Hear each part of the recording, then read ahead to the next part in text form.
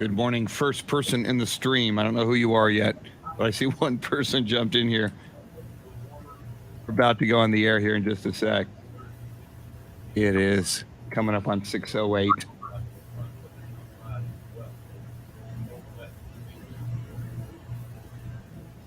Okay, we'll get rid of that.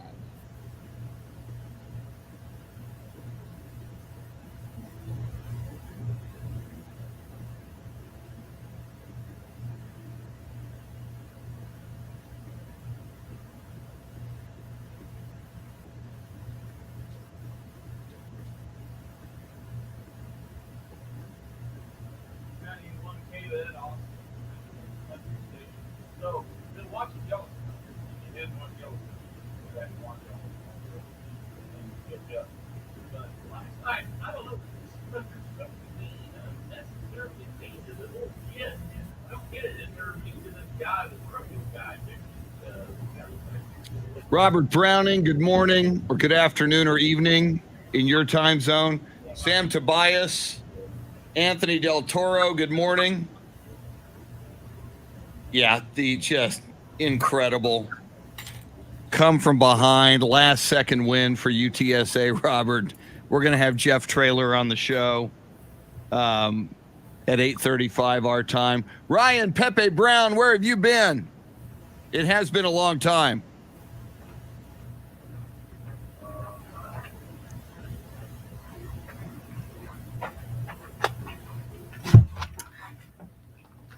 Hey, Chris, it's really hot in here, so I'm going to do this with the door open. If you're hearing feedback from elsewhere, just let me know and I'll shut it. Okay. It's just a sauna in here today. Yeah, and even if there's a little background noise here and there, if it's not, that's not a problem, I don't think, unless it's crazy. So we should be fine. Bernard Trefan, welcome. Foam Foot 420, a.k.a. Amber. I still have faith in the Cowboys. God, that was awful. Here we come, coming live on the radio. You know the day destroys the night divides the day. Louisa, good morning. Tracy Bogart. Yeah, I saw that Luke Walton story.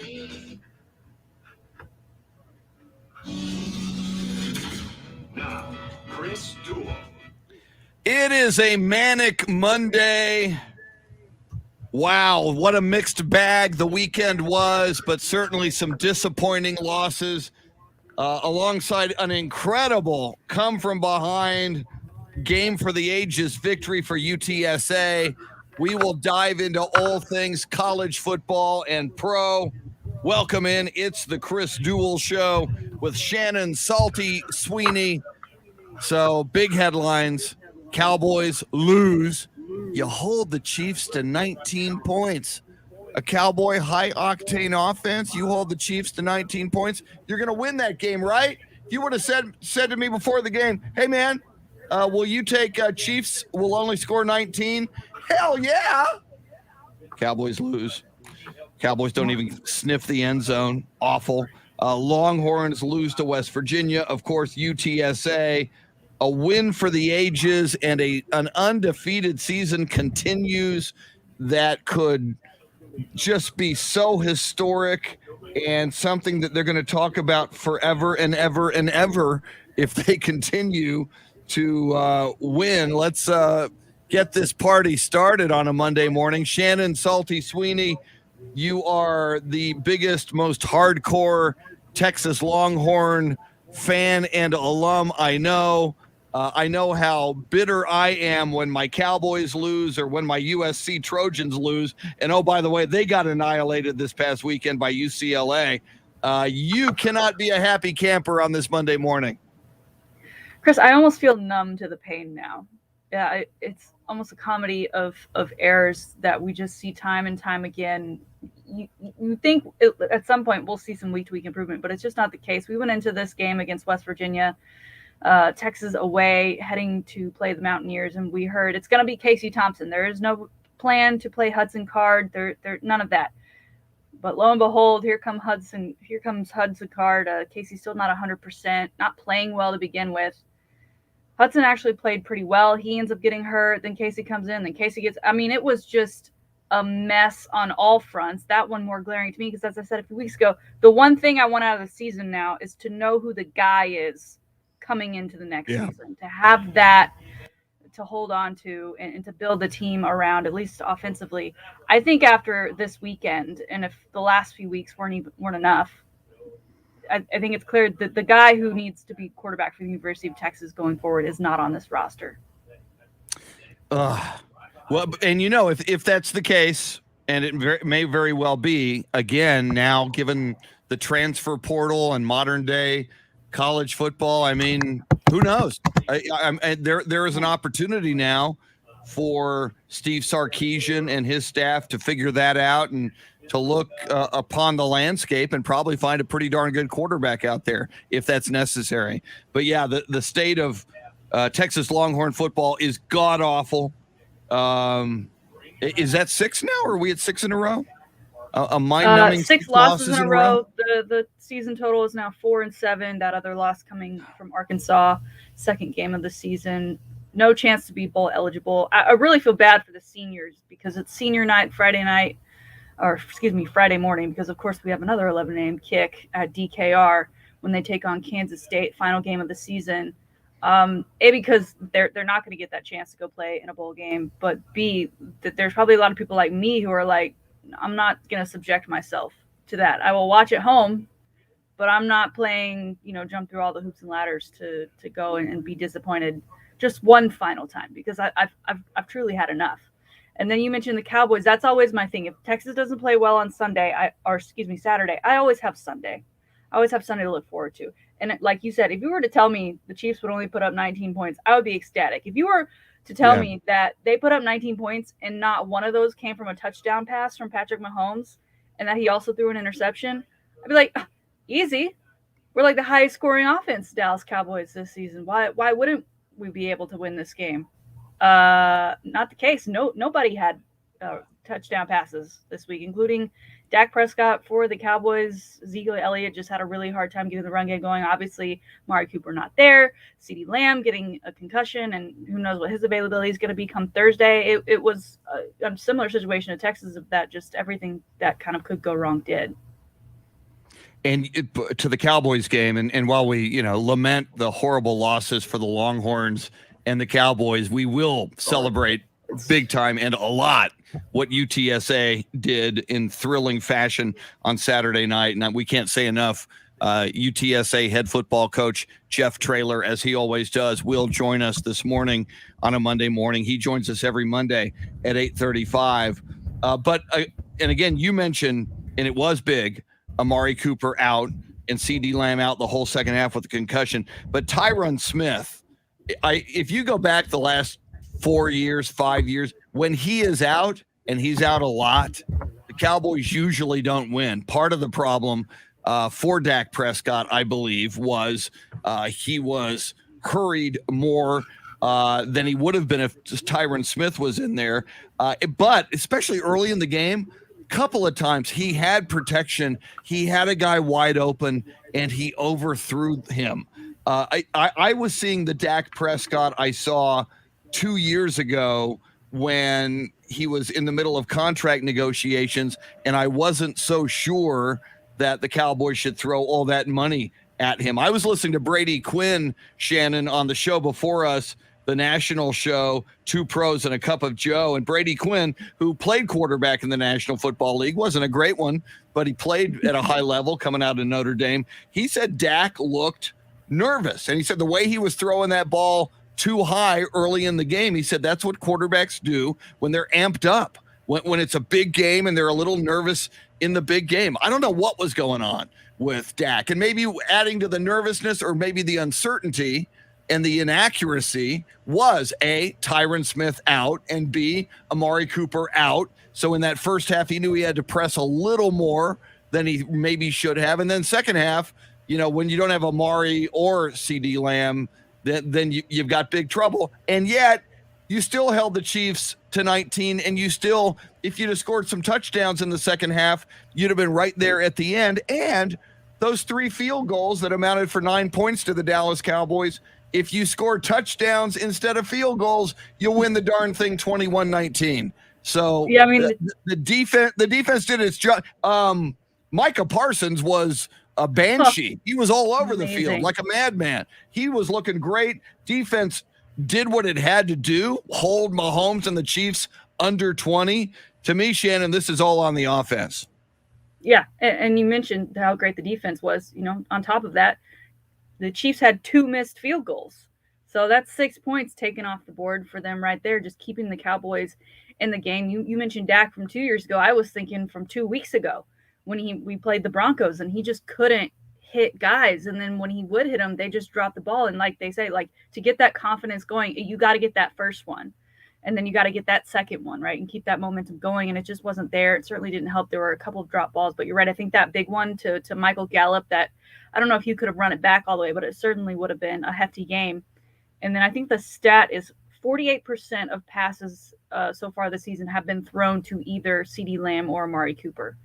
So when you take those safety blankets out and you're not sure who the guy is, I'm sure that adds some nerves. And on top of that, you're in Arrowhead Stadium, which is known to be one of the harder places to play as an opponent, and especially when you are the Dallas Cowboys, America's team, and people love to hate on you. I'm sure it's even louder there. Yeah, and I was thinking yesterday, because we knew that the Green Bay Packers were losing and ultimately did lose to the Minnesota Vikings. I mean, it still benefited the Cowboys because the loss does not, they don't lose a game to the Packers. Arizona wins. So the Cowboys at 7-3, Cardinals with 2 losses at 9-2. Cowboys will play Arizona later in the year. So the Cowboys, to a large extent, can kind of control their destiny. The Packers now have to lose another game, even if the Cowboys kept winning. And you've got the Buccaneers with 3 losses playing tonight, hosting the New York Giants. You have to presume the Buccaneers are going to win that game on Monday Night Football. And we know the Buccaneers have a head-to-head win against the Cowboys. A win at Arrowhead yesterday would have been so good for the Dallas Cowboys. And, you know, now, Shannon, now doubt creeps in. Not only for the Cowboys themselves, but for us.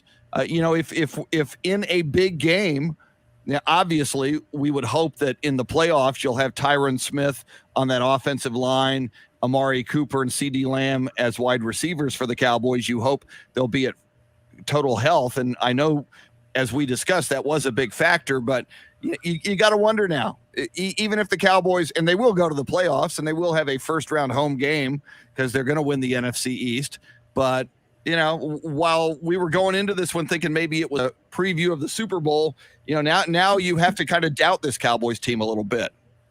Yeah, if this is how they're going to show up against teams that are likely to make the playoffs, and if they do, you know, make a pretty decent run and, you know, act like they've been there before, the Cowboys are going to have to find a way to win. And you mentioned some of the injuries, and hopefully guys will be back and healthy when you need them most in those playoff win or go home situations.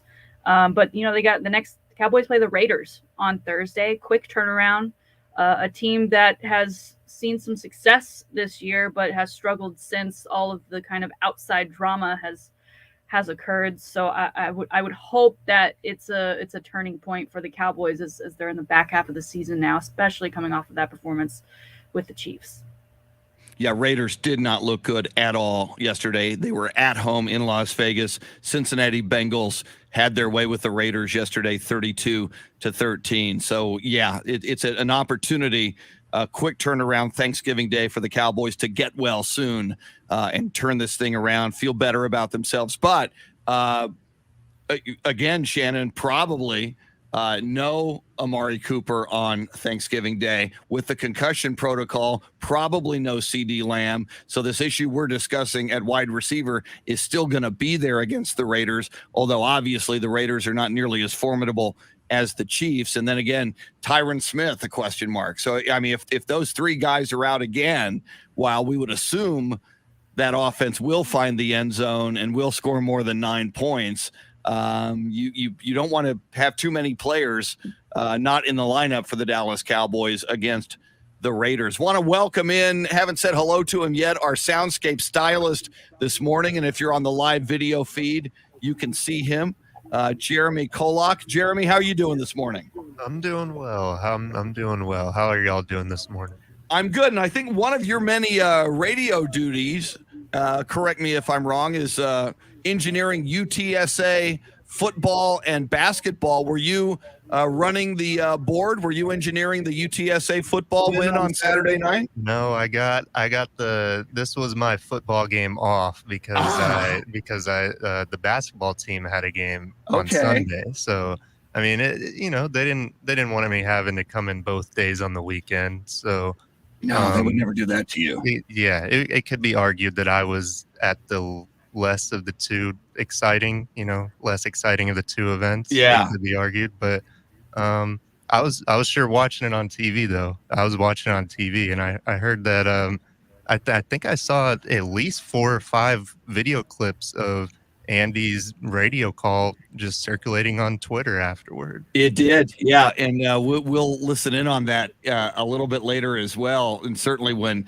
UTSA head coach Jeff Traylor joins us on at 8:35 this morning.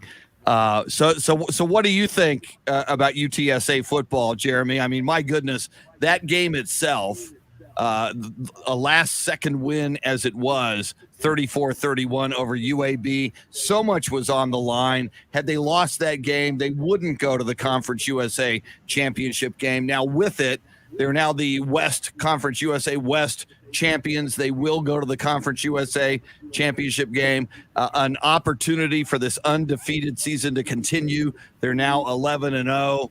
How do you feel about it? I know you're an Oklahoma State partisan. Shannon's a Texas Longhorn alum and partisan, and I'm a USC guy. But, man, this UTSA team is fun to watch and fun to support. I think just as a San Antonio resident, it's been really fun for any of us in town here to watch the program just kind of build itself so quickly, because, I mean, it's not like we haven't been able to see its begin and its rise. I mean, I remember it like it was yesterday. It was just about a decade ago, right? Yeah. So from that standpoint, it's been really fun. And I think, so, I don't know who said, I think maybe it was someone in this building. Someone keeps saying that Coach Traylor and just the atmosphere he builds is intoxicating, and that it's like addicting. Like you want to be a part of it. It's so exciting the way they do everything the right way. And I mean, you could tell they work hard, and I mean, his players are humble, you know what I mean? Stuff like that. And that they're just so exciting. Like you can tell that the players really believe that they have something special here. So it's just exciting to watch them and the way they interact with each other after they get a big win. They knock off UAB, who, won the conference the past 3 years. And it's just an incredible feat.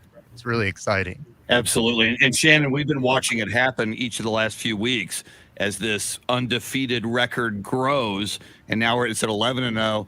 I mean, just the national media discovering, embracing, and as Jeremy says, it's addictive as these national media types find out who Jeff Traylor is and just what kind of a man he is and what this program is and what a great interview he is. Just more spotlight being put on him and this football team. Yeah. And personally, it makes me feel like one of the cool kids, because we've obviously been talking to him throughout the season, and we've been here the whole time and have been just as excited about the season. Now, I do have a question for you, because I'm not as familiar with the conference and UTSA. Since they are getting that conference championship game, where is that to be played? My understanding is it is in San Antonio at the Alamo Dome. Okay. So another, because last night, so that's big. Weekend was senior day. So a huge opportunity, not just for those players to play another game in the Alamo Dome, but for the city to really go out and support this team and truly get behind them. Absolutely. And we'll talk more about UTSA. I mean, so much to cover from the whole football weekend, college, NFL, as all of these games played out. And as much as we hated the Cowboys losing and the Longhorns losing, the Houston Texans win. They go and they knock off the team with the best record in the AFC, the Tennessee Titans, in Tennessee yesterday. Our friend Mark Vandermeer, the voice of the Houston Texans, who joins us every Friday, he must be ecstatic. So we'll talk all things football. We'll talk a little NBA basketball. LeBron James gets into an altercation that draws blood last night. We'll get into that as well. She's Shannon, Salty Sweeney, Jeremy making the show go. I'm Chris. Thanks for hanging out with us till 9 on the Chris Duel Show.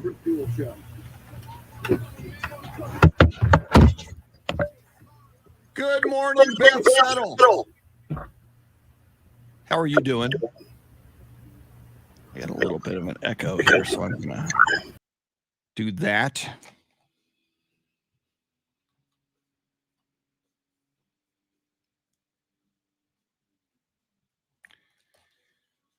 Let's see here.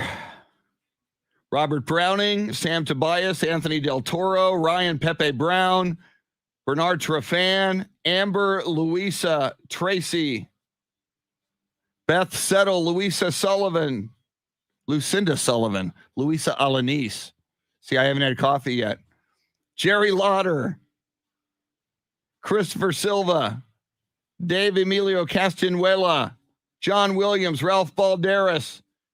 I think I said Christopher Silva, Christopher Smith, Jason Paniagua, Frank Valdez, Danny Dingus. All right. I'm getting coffee since I can't even read names correctly here.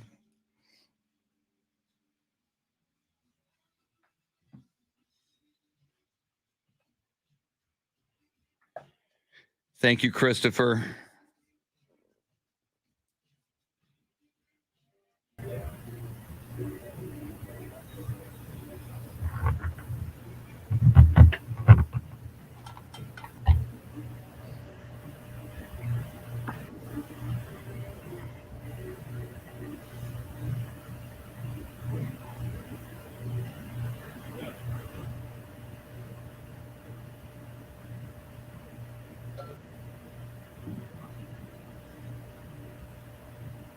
Danny says, Jeff Traylor is a bad dude, totally turned around the team. Great season. Team has flaws, especially on defense, but he finds a way to win. Very humble, won't take all the credit. Could have gone elsewhere to a bigger name college for more money, but his heart is here, committed. Yeah, and when you get, and Danny and everybody else, when you get a guy who is loyal and committed and just so special as Jeff Traylor is, man, they need to do, and they hopefully are, and it seems that they are, everything they can to support him and keep him happy and keep taking this program to the next level. I'll be back in 90 seconds.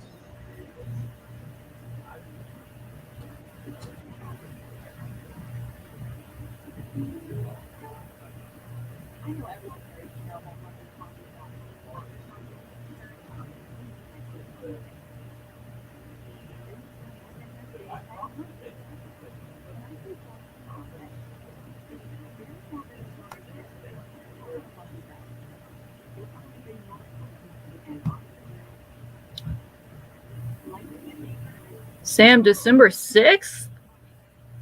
On a Monday? That's craziness.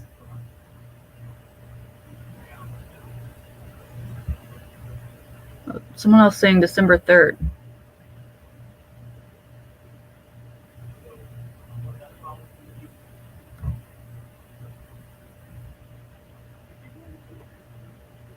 It's on Friday.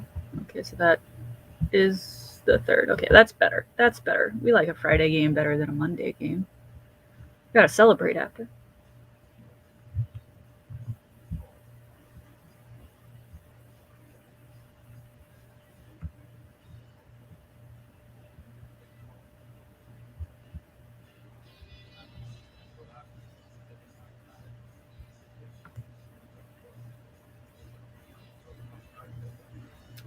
A river parade would be very cool for a win. I mean, it'd be new territory, right? Traditions start somewhere.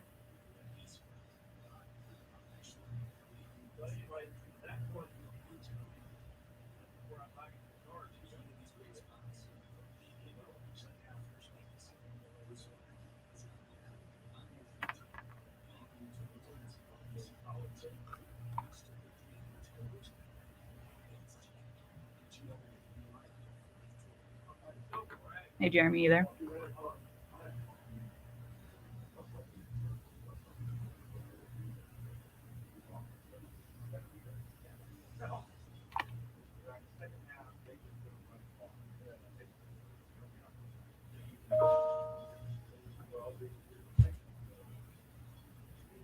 Woo! Hey, Jeremy, do you have me? Thank you, Mike Taylor.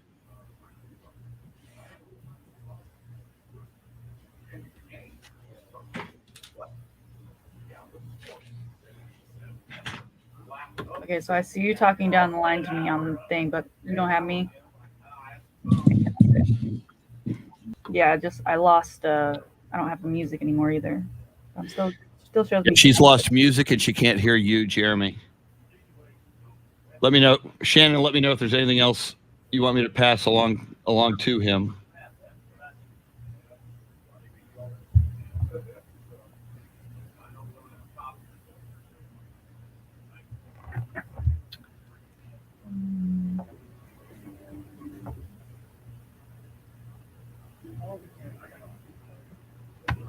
You got me back? Oh, we walked out. Can you hear her yet? Okay. We're having some technical issues, as you can tell. The struggle is so real. Yeah, but Nice it's news. inevitable with a new studio. It's gonna Well, happen. It was a dump and run. Here's everything new. Use it. We're leaving now. Bye. Yeah. Good luck. Yeah.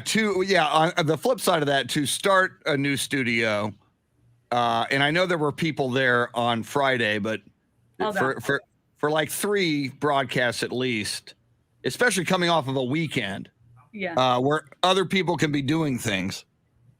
Yeah. Well, and like the TV monitors aren't ready. The cameras, they said they'd get those ready. Those aren't ready.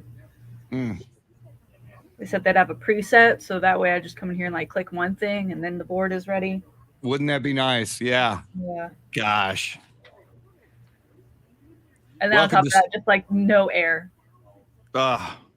That's rough. I don't understand. And there's an actual like thermostat thing in here, and it says it's 69 degrees.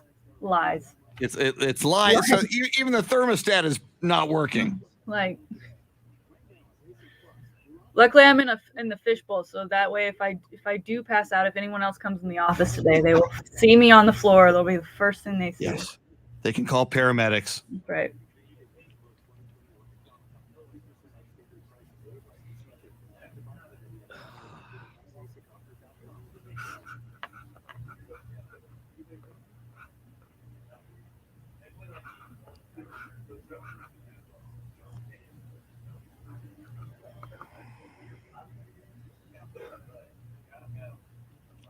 Louisa, I totally agree with that. Louisa says if UTSA wins the championship, we need a river parade, which obviously is what they do for the Spurs.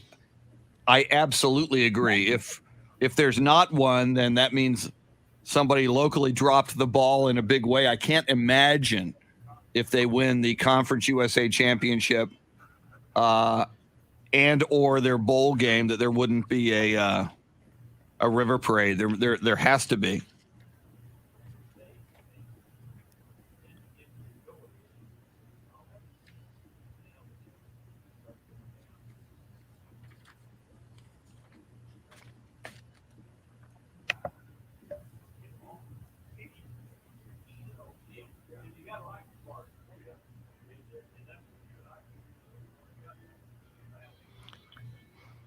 Shannon, I see a story here. I hadn't seen it. Mattress Mac puts $2 million down on the Patriots to win it all. Oh, he's trying to recoup. Yeah. Patriots. So did they move ahead of Buffalo? I think they did. With their win and the Bills' loss? Probably. Go take a look at that. That is a shocker. That is just crazy. Give me my NFL standings here.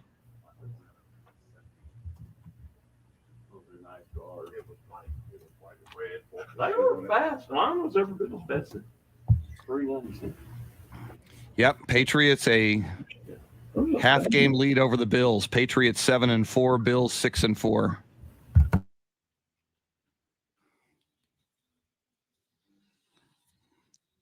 But the Bills are undefeated in division at 3-0. Patriots 2-1.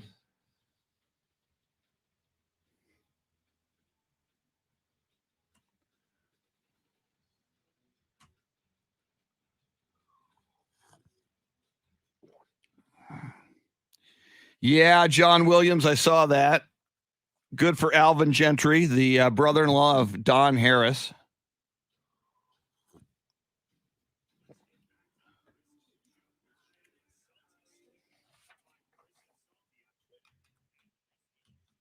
Shannon B. Sweeney.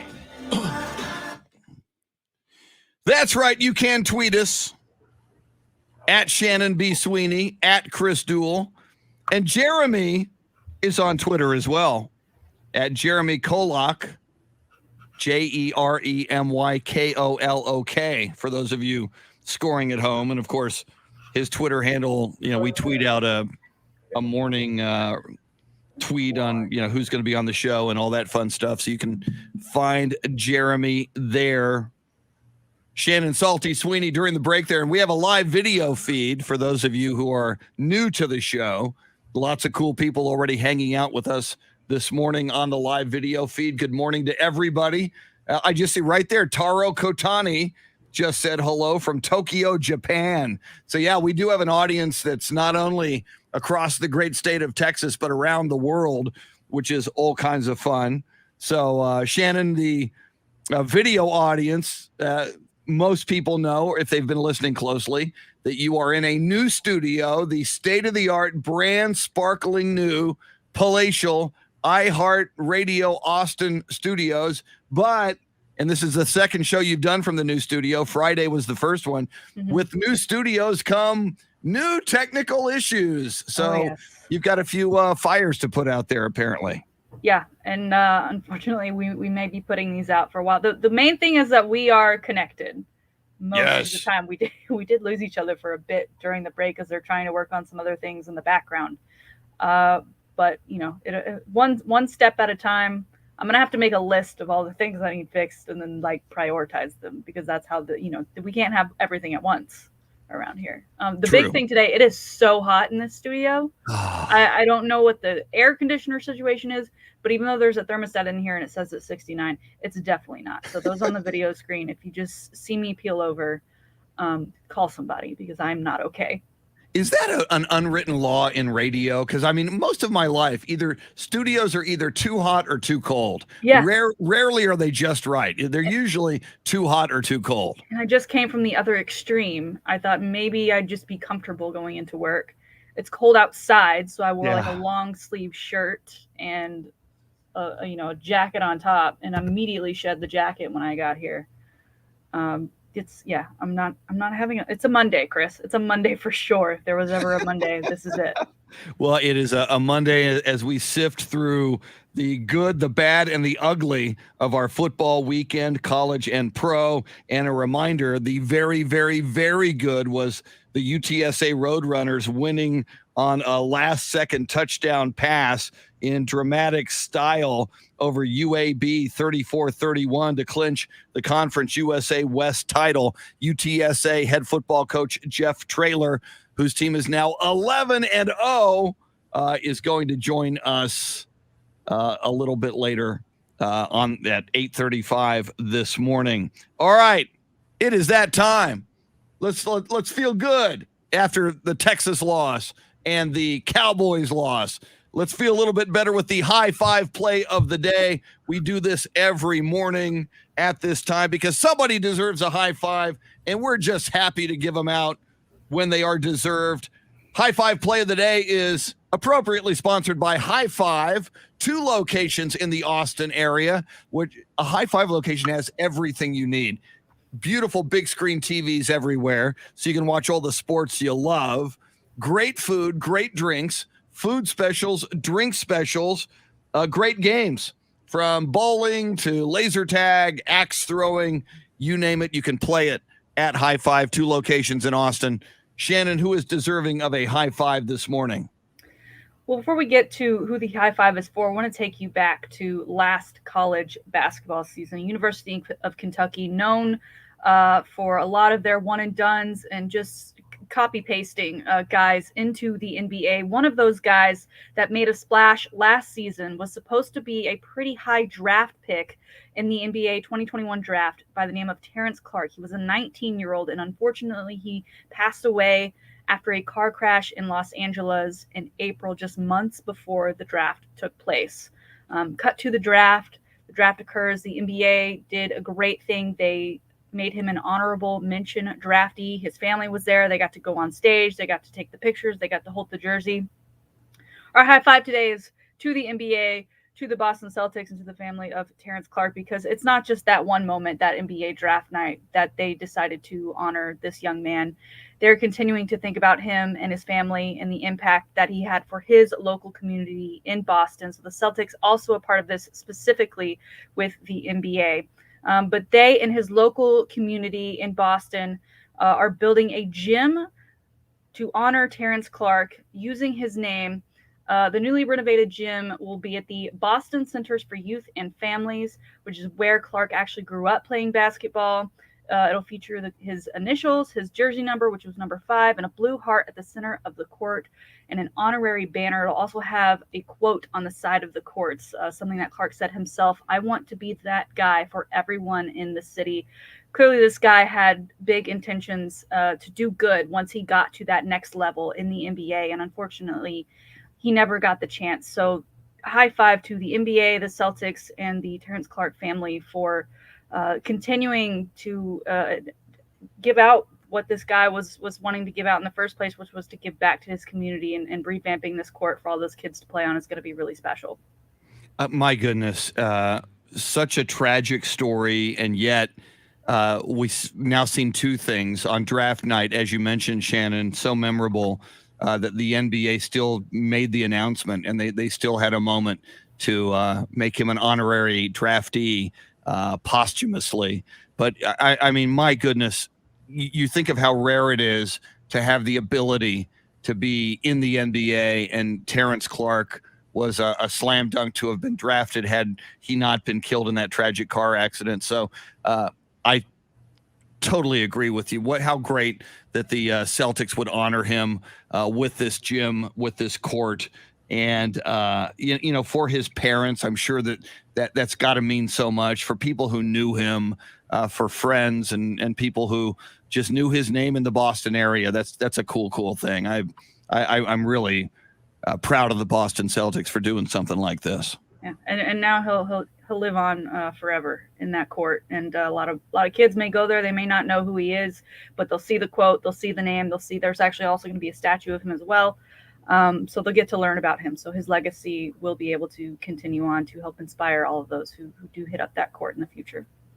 Since we're talking a little basketball here, Terrence Clark, a young man who could very well have been an NBA legend, an NBA All-Star, certainly, had he lived, to maybe the biggest name in basketball. I think arguably the biggest name in basketball right now, LeBron James. Last night, Shannon, it got ugly on the court as LeBron James gets into an altercation with Isaiah Stewart of the Detroit Pistons. The video is out there on social media. You can go look at it. LeBron apparently whacks Isaiah Stewart in the head, in the face. He had a cut over his eye. There was blood everywhere. They go after it. Both LeBron James and Isaiah Stewart ejected. It was an ugly altercation, and something you really don't see LeBron James involved in. It seemed out of character for LeBron James. Both a lot of I'm looking at the video right now. You know, you've got the coaching staff and security out there breaking it up from both teams. It was just an ugly moment in the NBA and an ugly moment for LeBron James in this case. Yeah, it was his second ever ejection, which, like you mentioned, out of character. And you wonder if the way the season's gone for the Lakers thus far, especially given LeBron's hand in crafting this new roster, if maybe he's really feeling some type of way about it and it's not going well.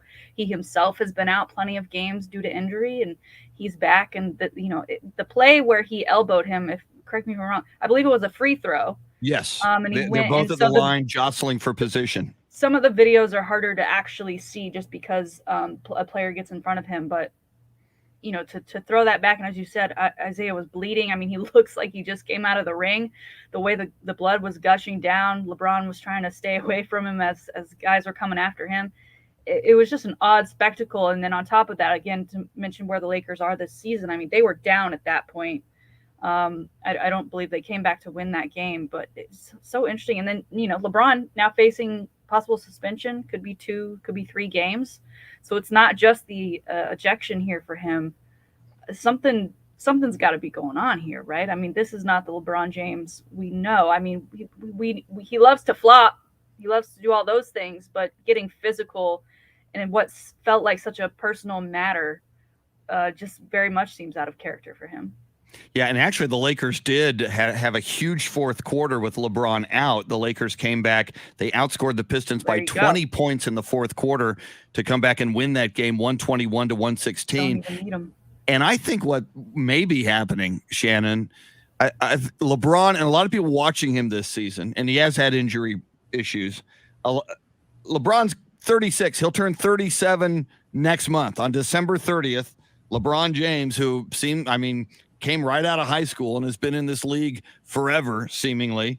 He'll turn 37. His skills are finally diminishing a little bit. And here's a guy who was almost always, and probably always in his mind, the best guy on the court, the most talented guy on the court, could create whatever he needed to create offensively and defensively. And I got a feeling there's just maybe a little layer of frustration here as he's got to work a little bit harder to achieve results on the court. And, you know, as always happens in the NBA, every year a new crop of younger kids, you know, Josh Primo of the San Antonio Spurs is 18. And here you got this soon to be 37-year-old guy, the king, LeBron James. I think there's a little frustration going on, and that maybe results in something like the elbow that we saw last night. I think you hit it right on the head. And it'll be interesting to see how he goes forward from this. And with his age, is this him trying to change his game? You know, has he been poked enough to where he's going to be the one to start throwing elbows now? You know, for a guy who's the leader of this team and again, kind of put this team together, it's so strange. I mean, watching that video back, how did he not think he was going to get ejected? Was that his point all along? I mean, he was just that done that he threw elbows? Yeah. What is he doing? It was a very, very strange play and a very, very strange aftermath, including the altercation. And to your point as well, Shannon, even with the win the Lakers got last night over the Pistons, the Lakers are 9-9, 18 games in. And, the conventional wisdom coming into the season was, Lakers are probably going to be one of the teams to beat. Certainly once Kawhi gets back, whenever that happens, the Clippers are certainly thought to be in that mix. But the team that is now really, and actually as I look at them, 2 teams from last night that got wins on top of the West, the Golden State Warriors last night, they beat the Toronto Raptors 119 to 104. So the Warriors have a best in the NBA record of 15-2. And the Phoenix Suns win again last night. Oh, by the way, the Phoenix Suns take on the Spurs tonight. Suns beat the Nuggets 126 to 97. Suns are now 13-3. So, these 2 teams, the Warriors and the Suns, and obviously the Suns were right there last year, competing for the championship. But, the Lakers and LeBron, with all their talent and, adding Russell Westbrook to that team, they're still 9-9 coming out of the gate. And they're going to have an uphill battle all season and certainly in the playoffs if the Warriors and the Suns stay healthy and play the kind of basketball they've started the season with. It's going to be very, very difficult for the Lakers to advance beyond these teams in the playoffs. Yeah, I think the idea of the big 3 has come to the Lakers, and it's too much. It feels like too many cooks in the kitchen now, and not even egos, just guys that feel like they're going to be Hall of Famers. A lot of them on that roster, and they're guys that feel like they know the game, and they certainly do. But it's how do you play together, right? This isn't an all-star game where you just kind of run and gun and have fun. I mean, you've got to have some sort of strategy and discipline. And LeBron James, as we said over the weekend, just lost all discipline in that ejection that will lead to some sort of suspension. I'm sure we'll get word of just how many games, but not a good. I'm excited for Christmas. Lakers on Christmas Day. Who do they play on Christmas Day? Do we know? Oh gosh. Yeah, I don't know. I'll have to look it up. I want to say the Warriors. We'll look it up. I'm not even there yet. One other note from last night, and he keeps on doing it. The Chicago Bulls beat the New York Knicks last night, 109-103. Bulls are 12-5, people, and DeMar DeRozan once again finding new life in Chicago after his time in San Antonio. DeMar DeRozan goes for 31 points.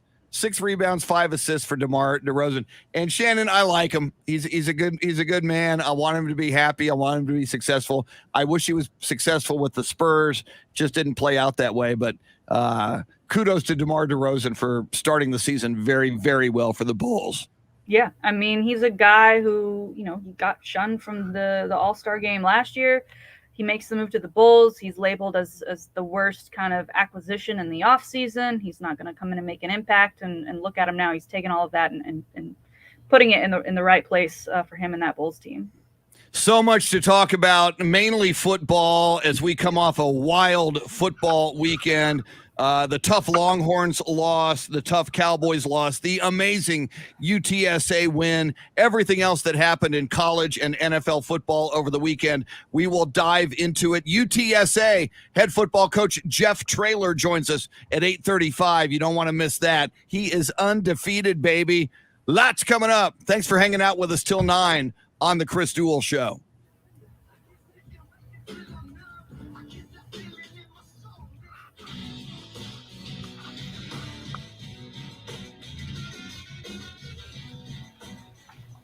Oh, that's loud. That's so loud.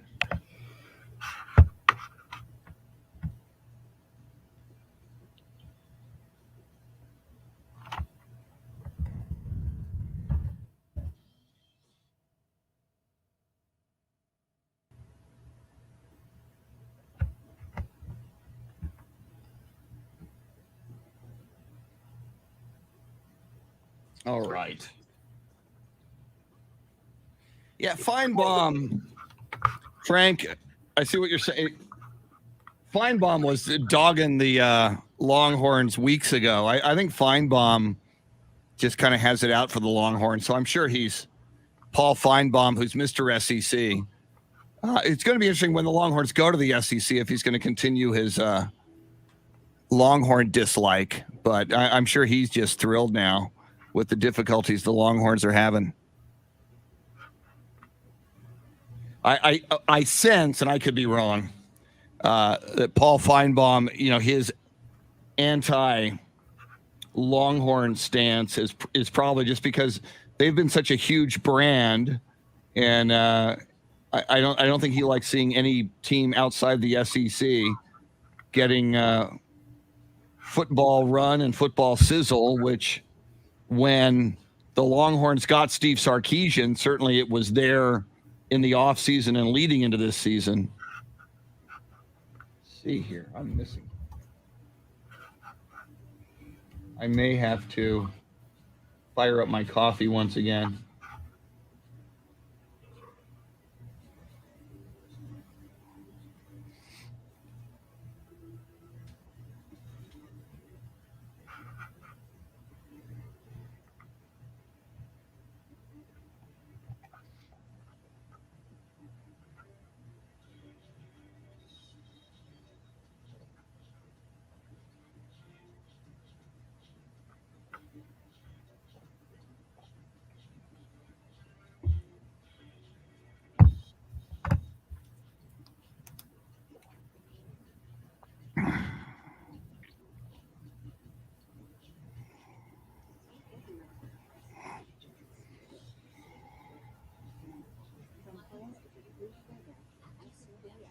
All right, I'm grabbing coffee because I need it.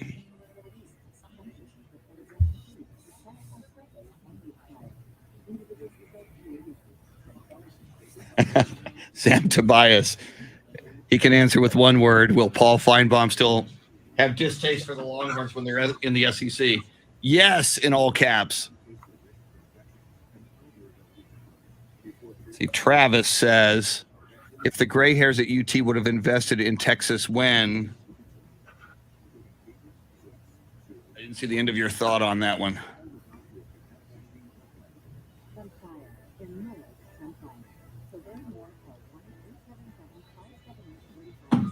All right. I'm back in a sec.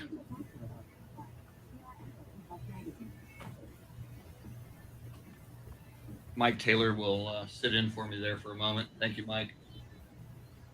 Always appreciate it.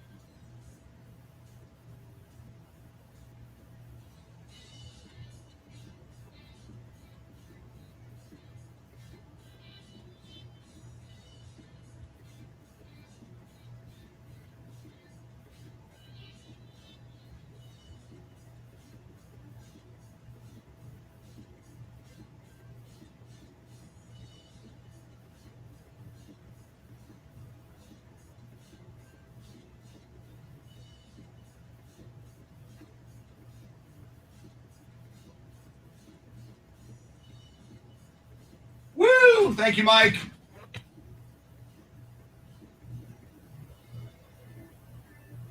The Mike Taylor Show, 4 to 7. Ticket 760, AM 1300, The Zone.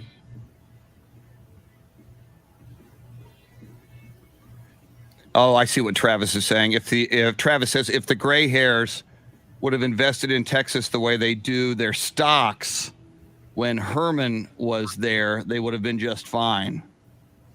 Yeah, I think Herman could have been successful. And that, you know, there's something to be said for that as well. If someone's a good coach, and I think Herman could have been that guy, you maybe need to stick with someone a little longer. Steve Duraco, good morning. Day number 71, Steve Duraco held hostage. Robert Almaraz, how are you this morning?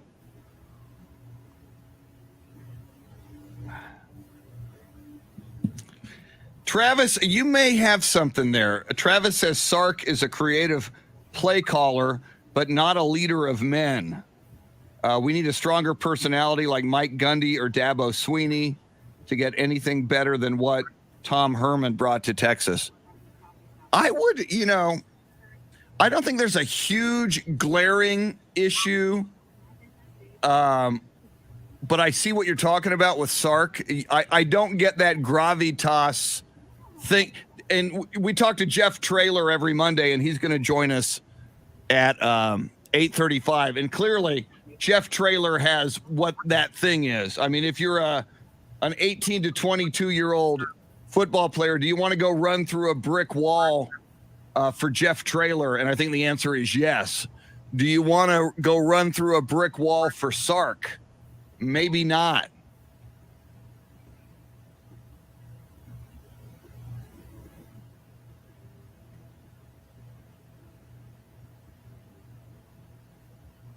Yeah, Robert, I don't know her that well. You're talking about the woman leaving. I just haven't been watching Channel 5 in the morning. Part of the reason lately is I'm on in the morning. And in the morning when I'm getting ready, and I don't think Channel 5's on yet, I turn on in San Antonio News 4 with David Chancellor, just mainly because David's a friend and they're very good. He's very good. So, but they start at 4:30 in the morning, and I'm usually out the door by like 4:45. Sometimes when I'm running late, that's 5. So.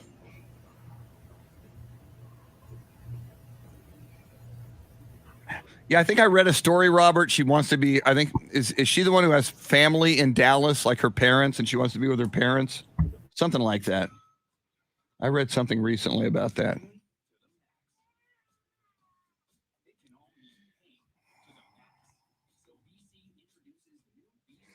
Let me see here.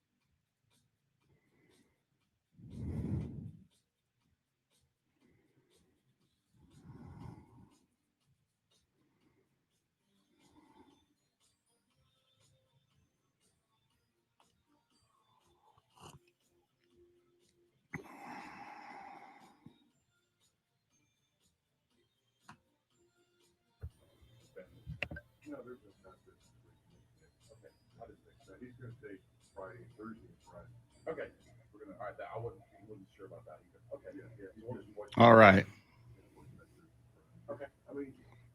I've lost music. Is that okay?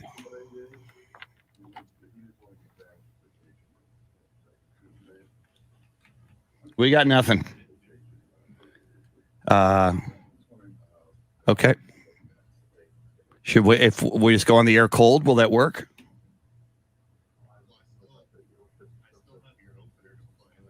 Okay. Okay, cool. So, okay. Okay, cool. I didn't know if that crashed also. Here we go. We think the 7 o'clock hour is starting. Chris Duel Show. You know it. Night divide today. Try to run, try to hide. Hang on to the other side.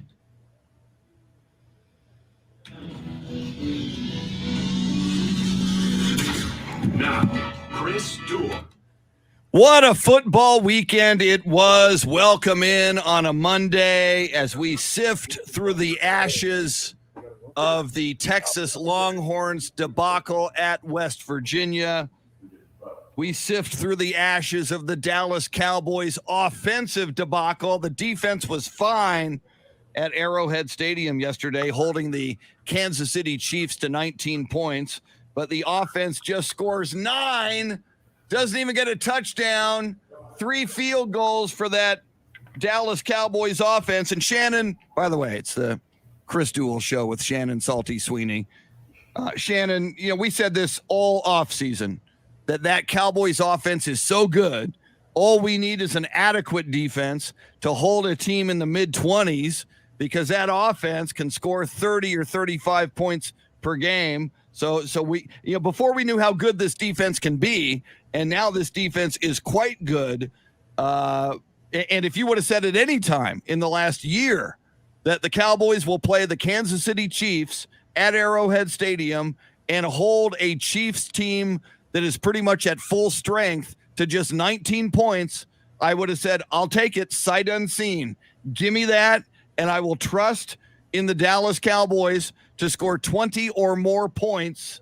And we got our 19. We got our defensive performance, but we did not get any quality offense from the Dallas Cowboys yesterday. No, it was not a pretty sight. And I wanted to talk to you about this because a lot of things have been questioned about Mike McCarthy throughout his tenure with the Cowboys, clock management being one.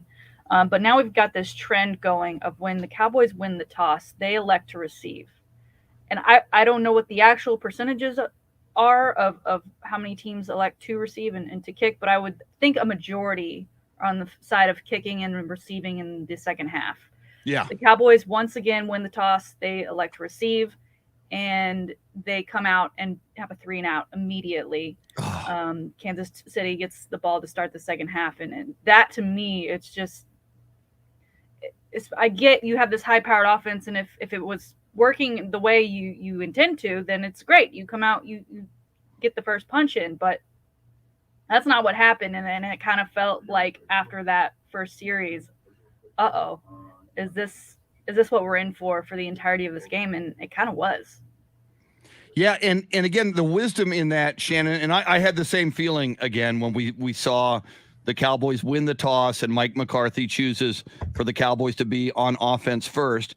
The rationale behind deferring and getting the ball second half is you have a better understanding of the flow of the game, where the game will be in the second half, and you would rather have your advantage having a full half under your belt to know the tendencies of the other team offensively and defensively and how you're playing, and the risk of exactly what happened, Shannon, as you described, a 3-and-out. Because when you do receive the ball and you get the 3-and-out, you're essentially giving the other team the ball first for both halves. I mean, granted, yeah, you had the ball, but you failed and it was a 3-and-out. But if that team then goes down and scores, and Kansas City did a lot of its scoring early in the game yesterday, before the defense really rose to the occasion and shut them down somewhat. But I agree with you. There are time management issues with Mike McCarthy. There are this thing we're seeing here right now,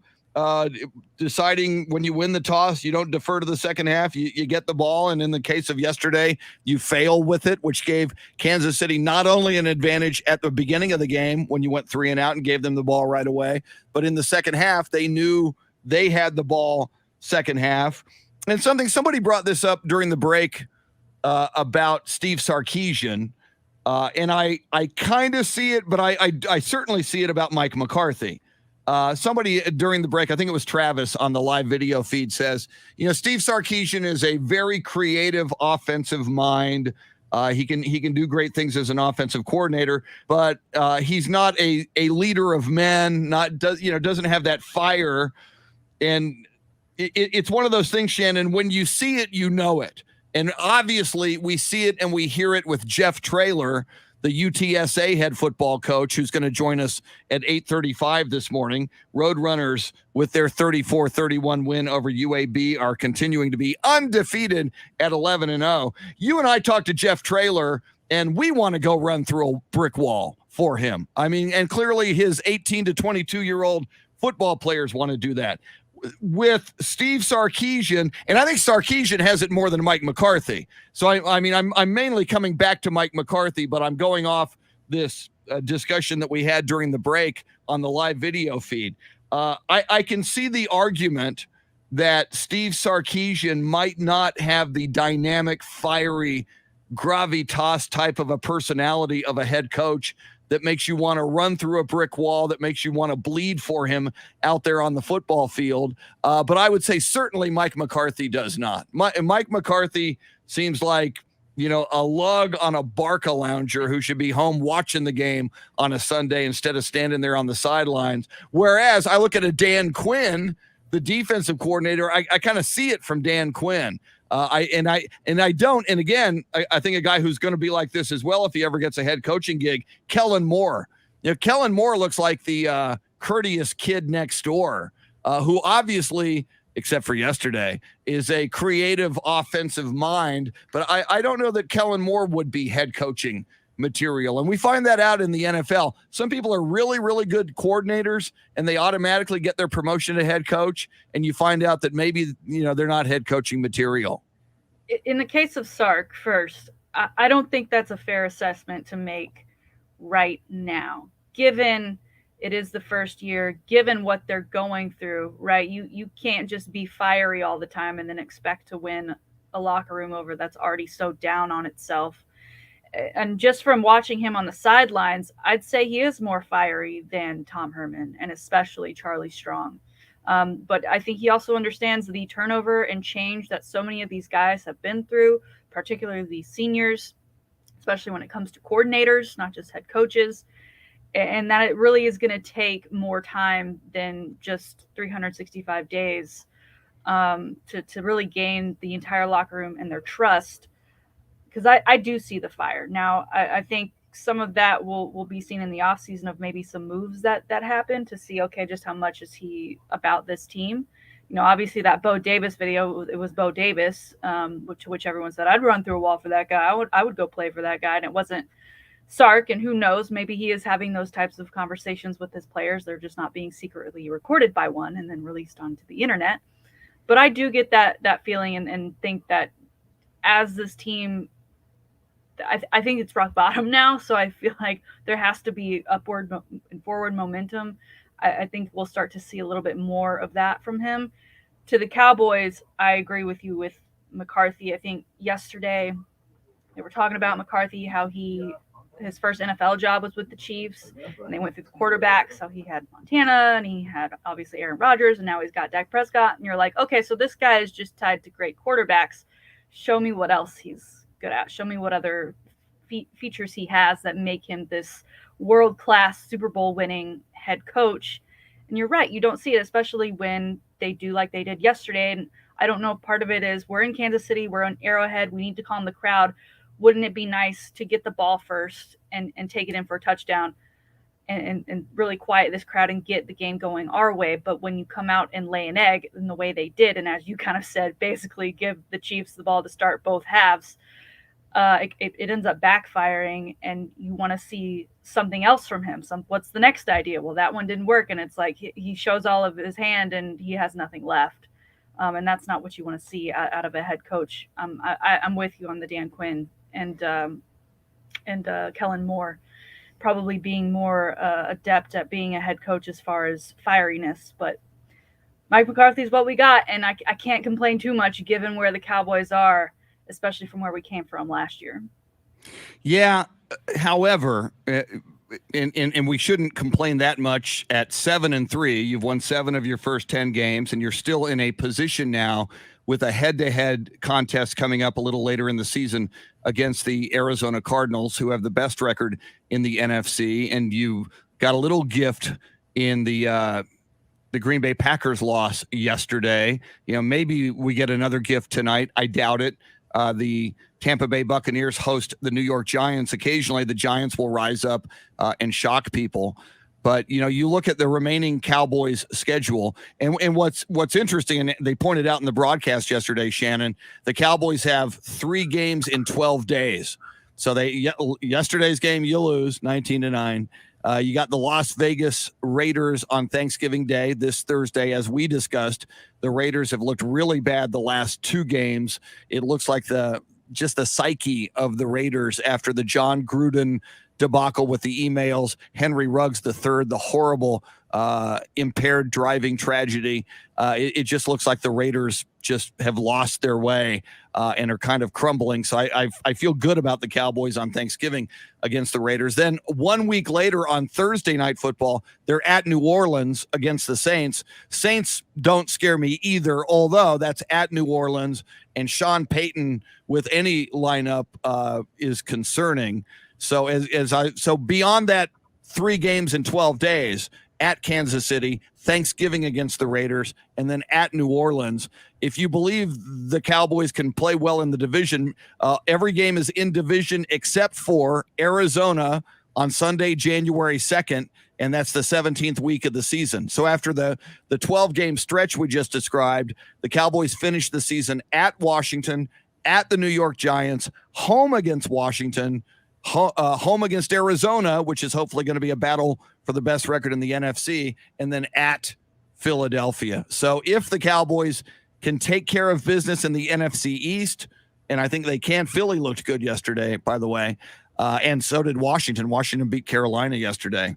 So, I mean, these are not going to be pushovers, but the Cowboys control their own destiny. But I think the big thing, Shannon, and we're not going to have this, I don't believe, for Thanksgiving, you got to get healthy. You got to get Amari Cooper back. I think he's highly questionable for Thursday. With the concussion, I don't think CD Lamb will be out of concussion protocol by Thursday. Tyron Smith is always going to be a question mark. Maybe you do sit him out on Thanksgiving and try to get him back for the Saints a week from Thursday night. But, yeah. I'm concerned now, Shannon, because we went into this game with such high hopes against the Kansas City Chiefs, and to see that offense lay an egg. And again, we can argue no CD Lamb for the second half, no Amari Cooper, no Tyron Smith. Those are three big time contributors to that Cowboys offense. And you brought up the stats, something like 48% of the Cowboys passing goes through CD Lamb and Amari Cooper. But this Cowboys team now, 2 of 3 weeks, you had the big loss to the Broncos, and 30-16. Then you got the trouncing of Atlanta, a team that's not good, 43-3, and then you lose to Kansas City. So 2 of the last 3 weeks, Shannon, we've had bad losses to AFC West teams. Yeah, and they total, that 9 points that the Cowboys put up against the Chiefs, the lowest point total for the Cowboys so far this season, and the second lowest being that game against the Chiefs. You mentioned health, and health certainly being wealth, and I look now at that January 2nd game against the Cardinals. The Cardinals have been playing pretty well with Colt McCoy. They won again last night with Kyler Murray still recovering from that injury. They've had some other injuries on that team. It'll be really interesting to see where the NFC,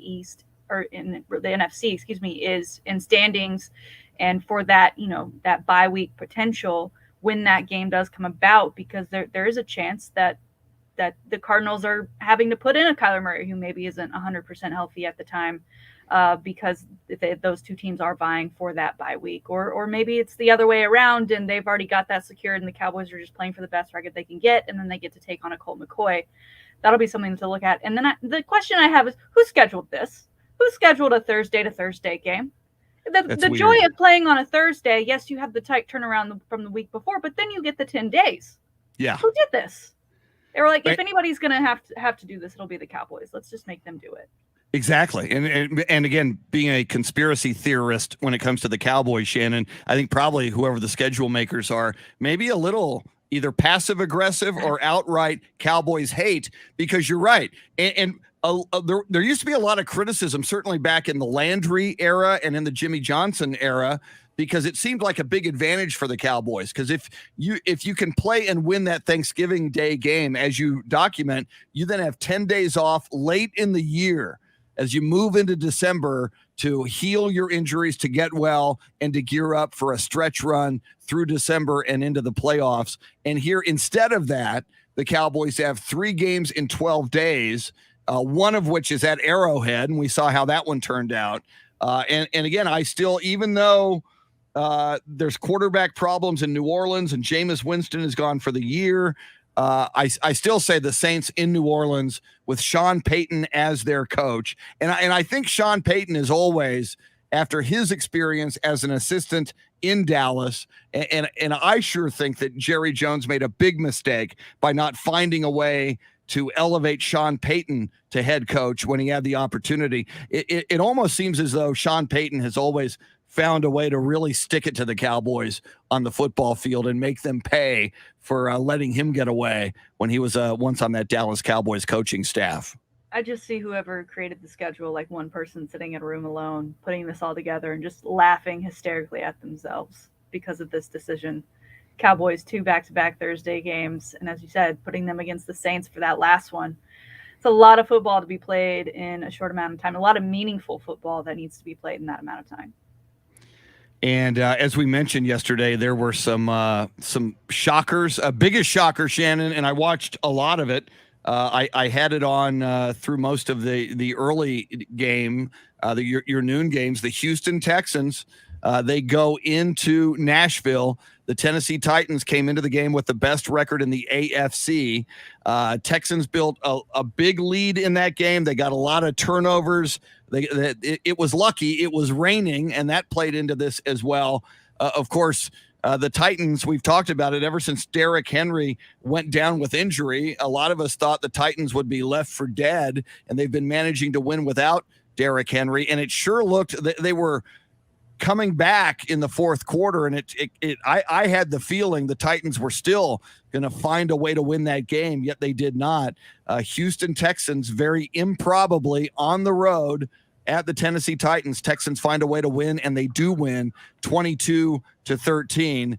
It's nice to see David Culley, their new head coach, this organization that is just going through hell and is arguably maybe the worst team in the NFL this season, although the Jets would say hold my beer to that. It was nice to see the Texans, a team we pay close attention to. We air their games on AM 1300 The Zone out of Austin, Ticket 760 out of San Antonio. Mark Vandermeer, friend of the show, we have him on every Friday. Nice to see the Texans come away with a win yesterday. Yeah, because I wouldn't go as far to say this team is tanking, especially when you have the Jaguars and the Jets, and then obviously the winless with one tie of the Detroit Lions. So any good that can come out of a game, especially when it's a win, just for confidence purposes. But to see, the kind of the defensive dominance with those takeovers, it's something to hold on to as you kind of prepare for next season without saying we're just going to go ahead and tank for some draft choices. It was nice to see. It was certainly a shocker, and I'm sure the Colts are very thankful, especially Colts getting that huge win over the Bills. Jonathan Taylor, who would have saw that coming? 5 touchdowns, 4 rushing, 1 receiving. They are now 6-5, Titans 8-3, so they just inched that much closer to winning or getting to that really tight battle for the AFC South. So Texans doing some folks a favor with that win last night. And I was watching that Texans game. Tyrod Taylor, the Texans quarterback, twice, just when the play was breaking down, just saying, I'm running the ball in, I'm going to the end zone, and twice hit hard. His first touchdown running the ball in, he collided with a guy, went airborne and over him for the first touchdown. But again, a kind of a shot to the solar plexus. And then another one, he ran to the left sideline and took a big hit while stretching the ball out for the touchdown. We've talked about Tyrod Taylor, who's had injury problems, one of which was caused by the medical staff of the Los Angeles Chargers a year ago. But nice to see a guy who is, I think, a good quarterback, not a great quarterback, but a good quarterback, a quarterback worthy of starting in the NFL, but just has had bad luck throughout his life.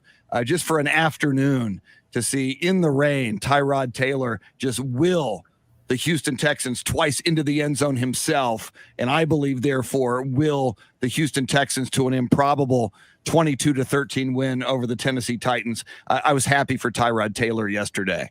Yeah, and it'll be interesting to see if he sticks around with this team. I mean, because he is a guy who will put it on the line for whoever he's playing for, and clearly he's capable of getting results no matter which team or roster he's on. And with the Texans seemingly not being in that number 1 overall draft pick position at the moment, could they consider keeping him? Because it's not at the seemingly a great quarterback class that we've had compared to the years past. There's obviously the issues with Deshaun. Who would you be willing to trade for? Who's going to be that free agent that maybe they go ahead and put all their chips into Tyrod here? Yeah. And he's a guy. Yeah, I know. Some people say Tyrod, some say Tyrod. I follow Mark Vandermeer's lead, and early in the year it was Tyrod, and it may be back to Tyrod Taylor now. I don't know. I just go back and forth on it. But again, if I'm the Houston Texans, Tyrod Taylor is a gamer. He's a guy with heart.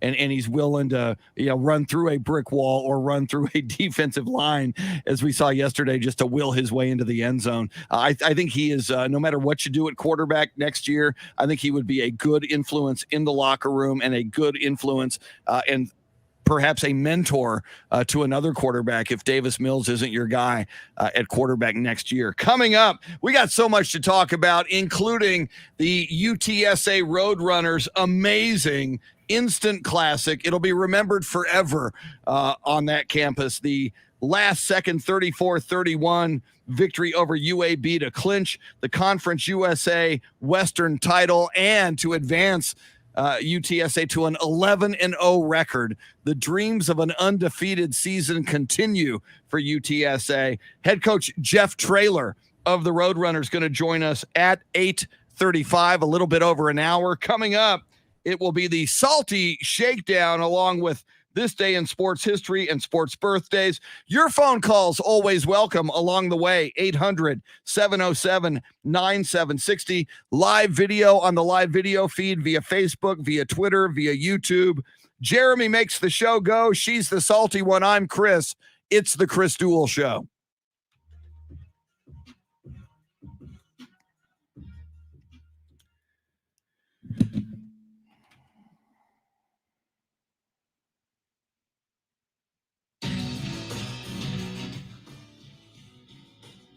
Well, Michael feels compelled to write Texans still suck and nope Texans.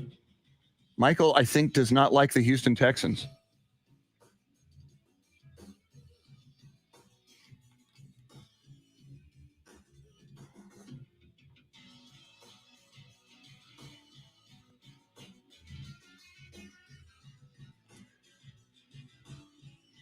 Jason, the wedding was very, very cool. It went well. And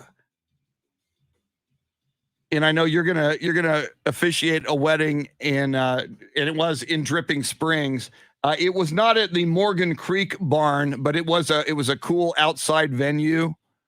So it was very, very nice.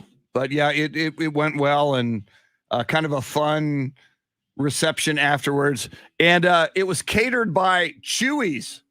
So a little added bonus. The reception had outstanding Mexican food by Chewy's. So, Chris, we haven't mentioned UIW yet. We should and we will. But yeah, obviously UTSA is doing so well. It's no surprise that they suck up most of the oxygen as far as college football in San Antonio, which I understand is unfortunate for UIW.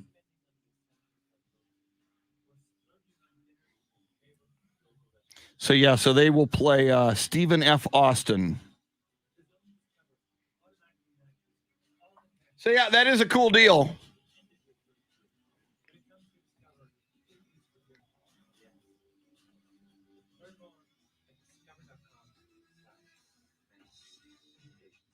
Conrad Dillon says, fill the nest, home playoff game.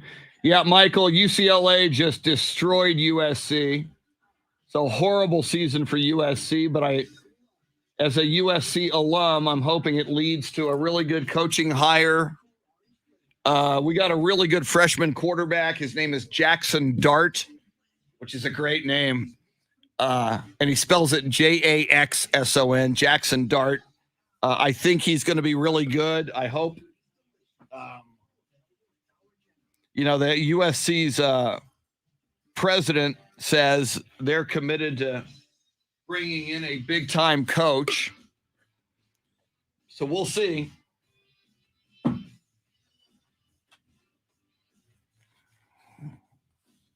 All right. I do believe I'm going to go grab some more coffee. Let me make sure I've got my sports history and sports birthday copy here, which of course I don't see now that I need it. There it is.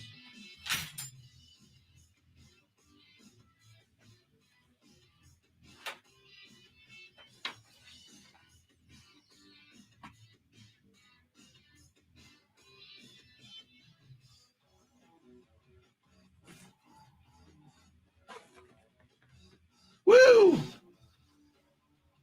Mike Taylor, everybody. I'll be back in 90 seconds.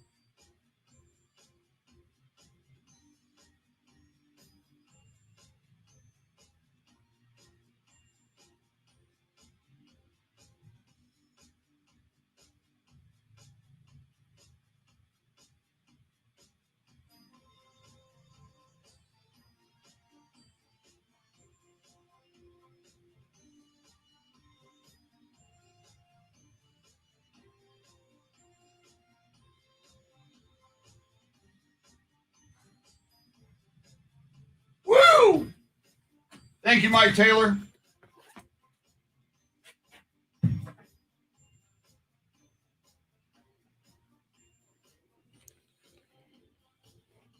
Yeah, I do believe. Oh, see, Chris, I didn't know about Trinity. I had a busy weekend, as Jason mentions. I was up in Dripping Springs officiating a wedding, which took up a lot of my Friday and Saturday, and then we drove back yesterday.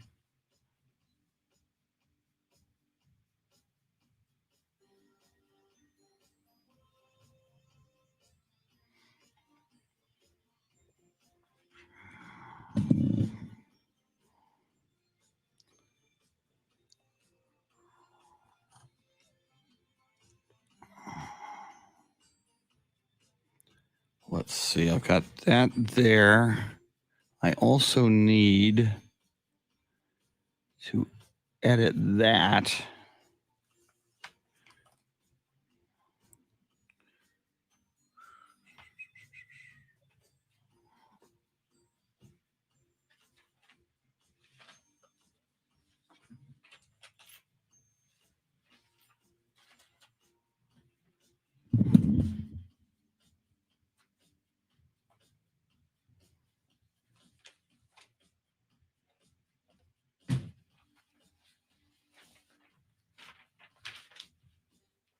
Here we come.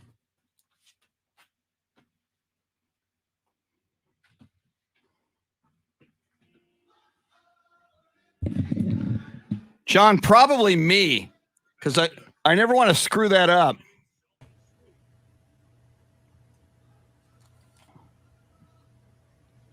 Welcome back. Chris Duel Show with Shannon, Salty, Sweeney. Jeremy KOLAK making the show go. He is your Soundscape Stylist. And Shannon, as you probably know, I didn't talk about it a lot, I don't think, on the radio. I officiated a wedding on Saturday in Dripping Springs, Texas. And John Williams asked the question, who was more nervous at that wedding, me or the groom? And I as I told my wife and I told everybody else afterwards, I'm always I've done this about 10 times now over the last 15 years. And I'm always very apprehensive because it's somebody's wedding day and you don't get a do-over. If I screw it up, if I screw up the vows, if I read something wrong, if I mispronounce a name, and often those things are on video these days, obviously. So it's like you got one shot. It's like on radio with you. Yeah, I screw stuff up and I screwed that up. Let me rephrase that. When you officiate a wedding, you got it one shot. And so yeah, I'm like constantly we took a little bus from Bee Cave where we were staying to the site. It was like a ranch in Dripping Springs where they had this wedding, and I'm looking at the script for the wedding vows. I'm going, don't screw it up. Don't screw it up. You better not screw this up. And thank goodness everything went off without a hitch. It was great. And they are now Sydney and Alex are now Mr. and Mrs. DeWald. So they're happy and I'm happy. And it's just relief when I'm done. It's like, thank God I didn't screw it up. But yeah. You hit the bar after? Oh God, yes. Well, when it was, check this out. So it was a wedding reception. Yes. Open bar. Thank you, Jesus. And secondly, the food at the wedding reception was catered by Chewy's. Ah. We had fajitas. We had chicken fajitas. We had beef fajitas. We had rice and beans. We had that Chewy's Fresca salsa, which I do believe has crack in it because it is addictive. And once I have it, I can't stop eating it. And I'm tempted to snort it with my nose. Haven't done that yet, but a couple of more alcoholic beverages and I might have begun snorting the Fresca salsa with my nose. I'm just saying. Did you get to take any leftovers home? I did not. That would have been a great idea because they had this huge spread. I should have I didn't think about that. So last wedding I went to, we left with like a giant. They did like smaller cakes for the bride and groom, and then it was like sheet cakes in the back where what they sliced up. We left with like half of a sheet cake.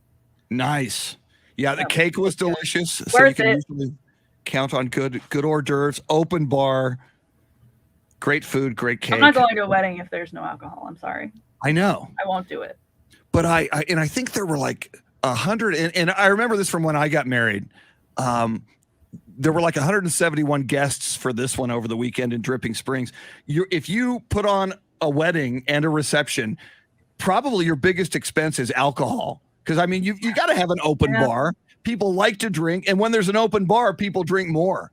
So I mean, your bartender costs, but most specifically, your alcohol costs are through the roof. That's like you better take out a big loan or have a lot of money ready to spend for your reception if you're going to have an open bar. But I do agree with you. You can't have a reception, a beer sponsor. And it's like as I'm driving to Dripping Springs, I'm seeing all these places like Rebecca Creek and all these places that have wineries.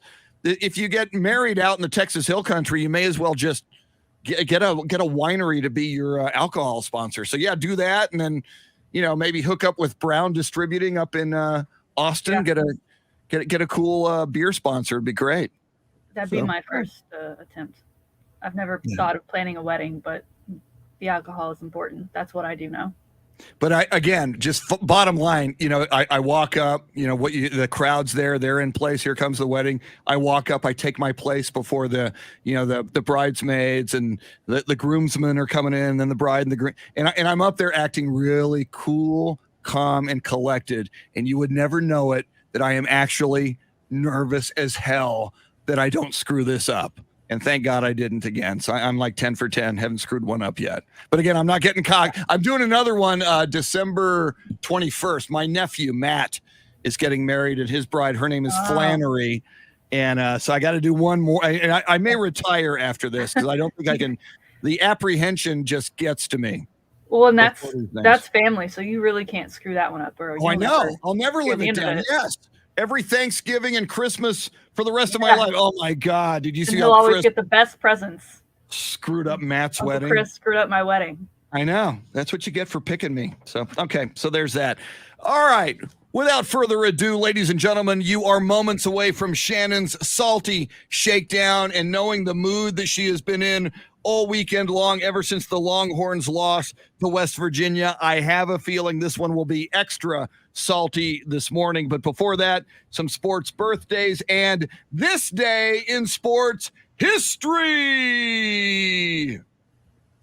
1950, it was the NBA's lowest scoring game ever.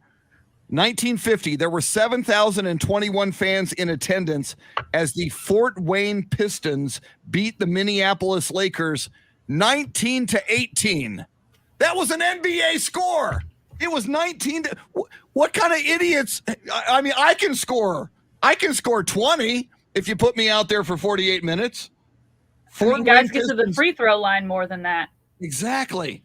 The Fort Wayne Pistons 19, the Minneapolis Lakers 18 in the lowest scoring NBA game ever on this day. On this day in 1966, it was the 32nd Heisman Trophy Award, and your winner, quarterback out of Florida, Steve Spurrier, who went on to have a decent college coaching career. And finally, your final sports moment on this day in 1986, 20-year-old Mike Tyson. Mike Tyson becomes the youngest heavyweight champion in boxing history when he stops title holder Trevor Berbick in the second round at the Las Vegas Hilton to earn the WBC title. And it's not sports history, but whenever I see the calendar and it's November 22nd, obviously this is one of the darkest days in American history. Certainly 9/11 is an extremely dark day in American history, but certainly on this day in 1963, we would be remiss if we did not mention November 22nd, 1963 is the date that John F. Kennedy was assassinated in Dealey Plaza in Dallas. Lee Harvey Oswald, the assassin of note, although over the years there's been all kinds of conspiracy theories that there were multiple gunmen. But my goodness, what a horrible day this was for America back in 1963. That's your sports and Kennedy history. Now time for some sports birthdays. Born on this day in 1922, Eugene Stoner Only he wasn't a stoner. He was an American firearms designer and inventor. He was the inventor of the M16. Eugene Stoner, born in Gosport, Indiana, on this day in 1922. He died in 1997. Born on this day in 1943, American tennis player Billie Jean King. She won 12 Grand Slam titles, singles titles, 39 overall Grand Slam titles. Born in Long Beach, California. And in 1974, she beat Bobby Riggs in the Battle of the Sexes at the Astrodome, actually. That was at the Astrodome. Finally, born on this day in 1967, another tennis player, German Boris Becker, who won Wimbledon in 1985, 1986, and 1989. Boris Becker was born in Lehmann, Germany. Those are your sports birthdays. That's your sports history. And now, ladies and gentlemen, boys and girls, friends, Romans, countrymen, pole assassins, and monkeys, here is your Monday edition of Shannon's Salty Shakedown. Chris, we've got some Tiger news coming out of the weekend. No, I'm not talking about Tiger King Season 2. I'm talking about the Tiger, the one we know and love in the sports world, one Mr. Tiger Woods. He is still rehabbing after that horrific crash not too long ago, just last spring. And he took to Twitter over the weekend, just yesterday, posting a very short video, but a very inspiring video to those who hope to see him back on the PGA Tour sometime soon. Sir, he was doing a wedge shot, and with that shot, he had a bucket of balls. He was out there clearly taking more than one hit at a time. He also had everything's so technology now, right? He had one of those computers sitting behind him that was also telling him just how his shot was going. He did have shorts on, so you could see he was wearing a compression sleeve on the right leg, so still very much in the rehab phase. But the video was titled just two simple words: making progress. Ooh. So how do you feel about this? Of course, he's got his annual tournament that he hosts the weekend after Thanksgiving, December 2nd through 5th this year. It's in the Bahamas. It's the tournament Hero World Challenge. Not likely that he will play, but given that he is confident and comfortable enough to post a video that he did, making progress with that wedge shot, to show people that he is back out on the golf course, doing more than just walking around, following his son around, taking that in. But he himself is playing and hitting balls. How are you feeling about Mr. Tiger Woods coming back, and any prediction on when we might see him again? I love it. And like you, Shannon, we've talked about it. I am hoping for a storybook, wonderful comeback for Tiger Woods. Obviously, he already made a great comeback in his life when he came back to win the Masters a few years ago. But I think we're all pulling for him. And obviously, I think it's very good news that he would release this video, Shannon, because I don't think he would want to give us false hope if there was no hope. I think if he realized and doctors said you'll never play golf again at a high level, I don't think he'd be releasing videos showing his progress. So I think in his mind, he believes he's coming back. And I believe a little more now that he released this video over the weekend that he's going to come back. So I love it. I couldn't possibly make a prediction on when. Who knows? But just another chapter in the Tiger Woods saga, and I like what I see. I don't see him playing competitively probably within the next year, but I'd love to see him out at something like the American Century Celebrity Classic, right? In the summer, Tahoe, everyone's just having a good time out there to have fun, be with other celebrities, and just to, kind of ease back into it. He could play as seriously as he wants to, but I think he holds enough celebrity status where he could get around kind of doing that with the likes of Patrick Mahomes, who is often out there, and of course my boy JT. All right, second, Chris, we closed the chapter on the Guardians battle, the name of the Cleveland Guardians battle, just last week. So now we've got our new chapter. They are officially the Cleveland Guardians. Everything from their websites to their social handles to their team store and their team merch have switched over to the Cleveland Guardians. Merch was finally available over the weekend. There was a line of 100+ fans out at the team shop because the merch only available at the team shop until Tuesday, tomorrow. So folks who really wanted to get their hands on this merch immediately had to go to the shop. As folks were waiting in line, the unthinkable kind of took place, Chris. The brand new sign that said team store with Guardians in the middle came crashing down to the ground. I don't know if this is a sign of what's to come, but it can't be great because it's like you finally get over this hump, this legal battle, this thing that's standing in your way. How horrible would it be if after all of this you do end up having to change your name? You clearly got everything ready to go, including the sign. You put the sign up, fans are waiting in line to get their merch for the very first time, and the sign falls. Your prediction now for the Cleveland season, playoffs or no, just based on the sign crashing down on day one of the merch being sold? Shannon, I would say no playoffs. As you know, I believe in sports jinxes, and I believe in sports omens. I believe this is a sports omen. If I am a Cleveland Guardians fan, I am very apprehensive and forlorn over the coming season. I think that's a bad sign. Luckily, no one in more ways than one. No one who was in line for the merch. The sign just came crashing down to the ground. No one was injured in the process, but I'm sure it was a sight to behold, especially, everyone's probably taking pictures of it. Everyone's like, this is it. This is the new thing. And then all of a sudden, there it is in a bunch of little pieces on the ground. Finally, sir, our story today, Joey Chestnut typically only comes around in the summer, right? He is like the world champion of Nathan's hot dog eating contest. So we typically don't see him at this time of year. This would be considered his off season. But Coastal Carolina, who played Texas State over the weekend, they won 35-21. They had a kind of a theme for the week, and it was devour. And they wanted to devour their opponent. And one of Joey Chestnut's friends actually told him about this, Coastal Carolina's whole devour movement. And Joey wanted to be a part of it because he devours things all of the time. It's literally what he does. He puts them into his body as quickly and as fast as he can to devour usually hot dogs. But in this case, when he met these Coastal Carolina players, because he did show up in the locker room after the game, he decided to devour some pizza. He and 3 players went at it in an eating competition. No surprise that Joey Chestnut still was able to beat out guys who are pretty used to loading up on the food. But sir, is that just the weirdest celebration you've ever heard of? I mean, the season's not over yet. Here you are, you got guys just taking in as much pizza as they can after they've just come off a win. I know it's Joey Chestnut, but still a little strange, I think. I think it's very strange, and you and I have discussed this, Shannon, especially around the 4th of July when that Nathan's hot dog eating contest rolled around again. I just think it's gross. I think people talk about ugly Americans.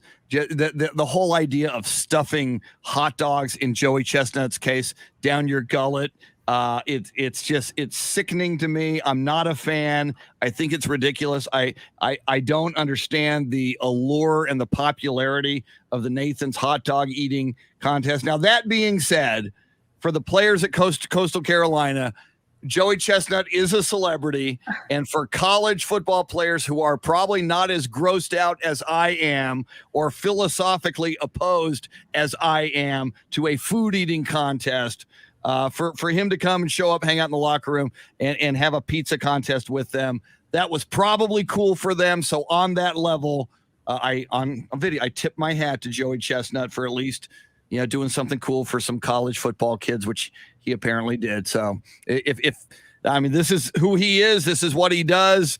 This is his skill on the planet Earth, eating things in mass.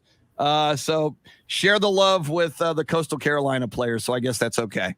Curious as to what would have happened had Coastal Carolina not won that game. If he just doesn't go to the locker room and it was like he was never there at all. That's because a great they didn't question. Devour the team they were playing. You're and that right. was the whole point of him being there. But nonetheless, they did win 35-21 over Texas State, and they get a food eating competition with pizza against one Mr. Joey Chestnut. There it is, today's Salty Shakedown. Another excellent Salty Shakedown. But Shannon, I'm a little, because I know how salty you are after the Longhorns lose, much less after they lose a historic 6 in a row. Those were all relatively, the Tiger Woods story was hopeful. The Cleveland Guardians story, it was ominous, but and the Joey Chestnut story is almost puts Joey in a decent light. So Chris, I just need some positivity in my life. There you go. And if I'm the one that has to bring it up and share it, so be it. It was a rough football weekend over here. See, and you know what? That is such a nicer reaction than you could be just sullen and angry and negative all Monday morning after that Longhorn loss, and you're not. That's pretty cool. Tell you what, though, as we roll forward, not only will undefeated UTSA head football coach Jeff Traylor join us, but Shannon, we got a lot of other stories to get to. Of course, we continue to react to the Cowboys losing to the Chiefs, Longhorns losing to West Virginia, but we have a firing at a major football program in college football over the weekend, and another firing in the NBA.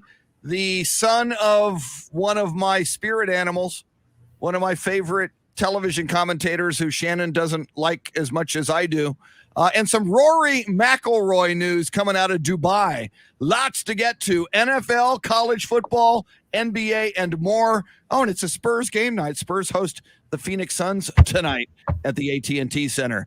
UTSA head football coach Jeff Traylor just after 8:30. Keep it here on the Chris Duel Show.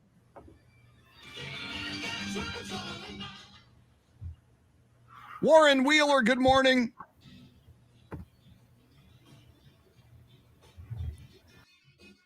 Robert Almarez says, not too much salt on that turkey, Salty.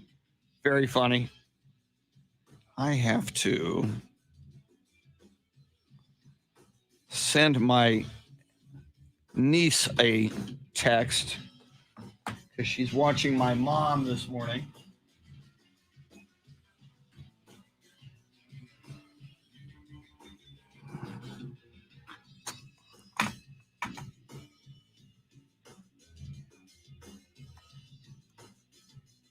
At LASIK Plus, we literally have thousands of 5-star reviews. Our patients love the service LASIK Plus provides and the outcomes. So we decided to check in on some of our reviewers. Hi, are you Sarah _34? Yeah. I'm from LASIK Plus. We just wanted to thank you for giving LASIK Plus a 5-star review. Oh, they were great. I got a customized treatment plan, and they just made it all so easy. My neighbor was right. LASIK Plus is the best. Oh, so your neighbor was a patient too? Yeah, Frank. Frank Dog 778. Okay, there's that. Right now, LASIK Plus. Amber says on YouTube, I'm going to Top Golf tonight. I'm not very good at golfing. Well, but I hear Top Golf is great fun, though, the way it's set. I've not been to Top Golf yet, and I'm a horrible golfer. But I hear Top Golf is just great fun, the way you can just hit the ball, deep into the net, and I believe there's alcohol involved. So there's that. Okay, I have to edit a spot.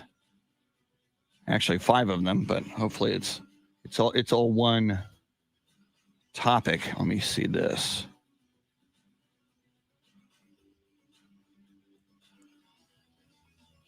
It's 30 seconds, so I need to get rid of like 2 of these.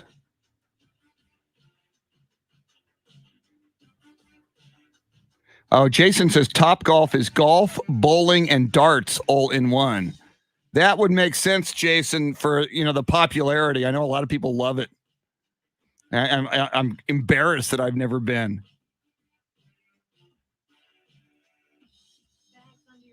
But I have heard nothing but good stuff. Okay, there's one edit. Okay, so this is...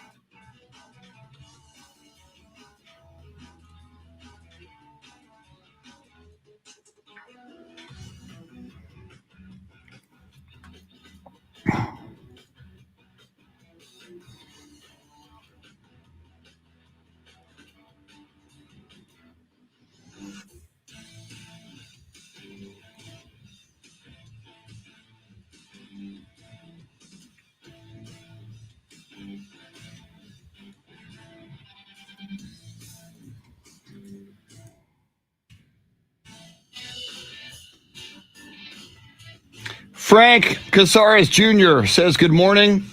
How about them Roadrunners? Fred, yes, we're going to have Jeff Traylor join us here in a sec. Not in a sec, in 35 minutes, to be more accurate.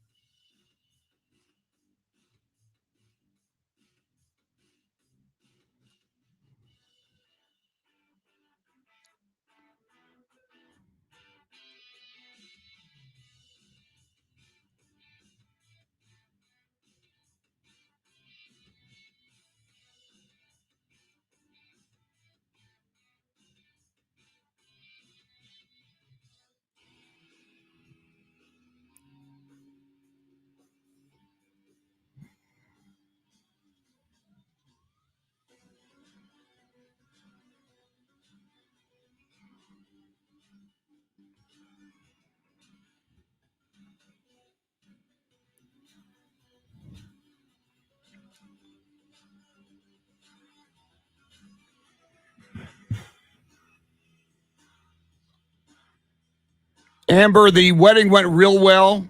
I was talking about it earlier. The biggest part for me was that I didn't screw it up.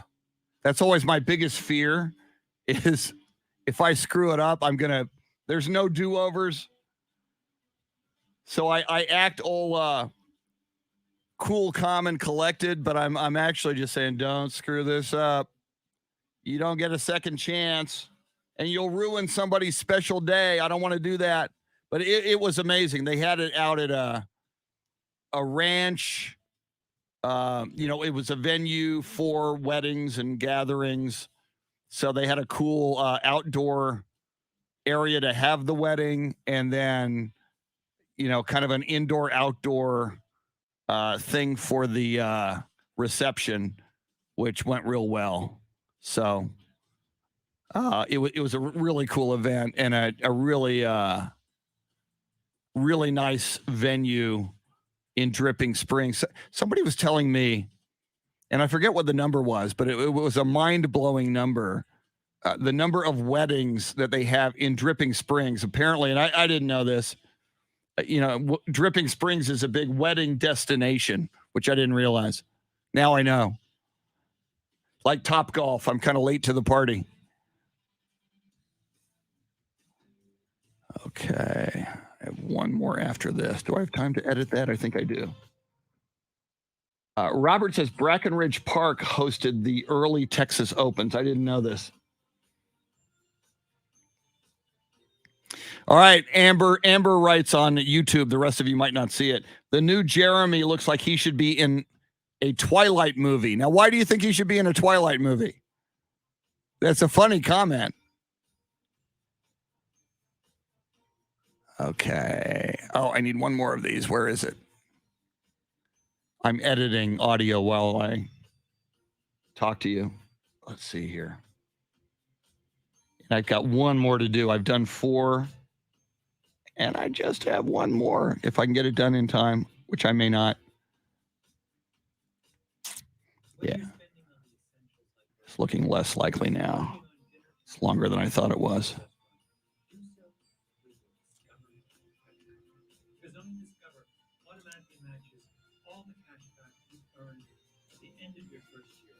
When it comes to Discover, get used to hearing yes.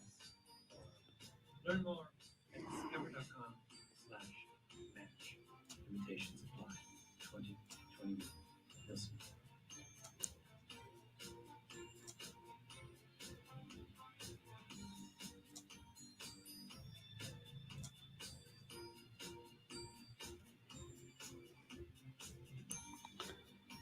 You know what, Chris? You make a great point. There was no shot clock back then. I totally forgot about that. That basketball game was 19-18 on this day in 1950. It was the lowest basketball scoring game ever. But yeah, that makes total sense.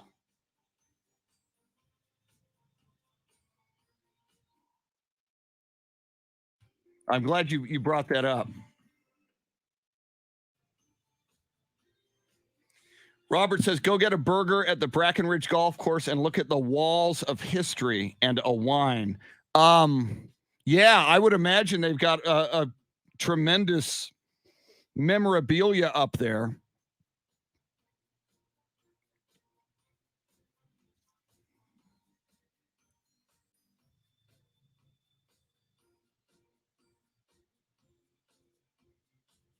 Sam Tobias says, I was actually surprised that UAB didn't go for it on fourth down. They could have iced the game if they got the conversion.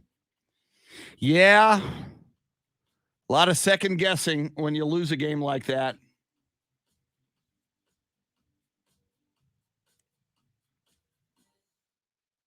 Woo. Woo. All right.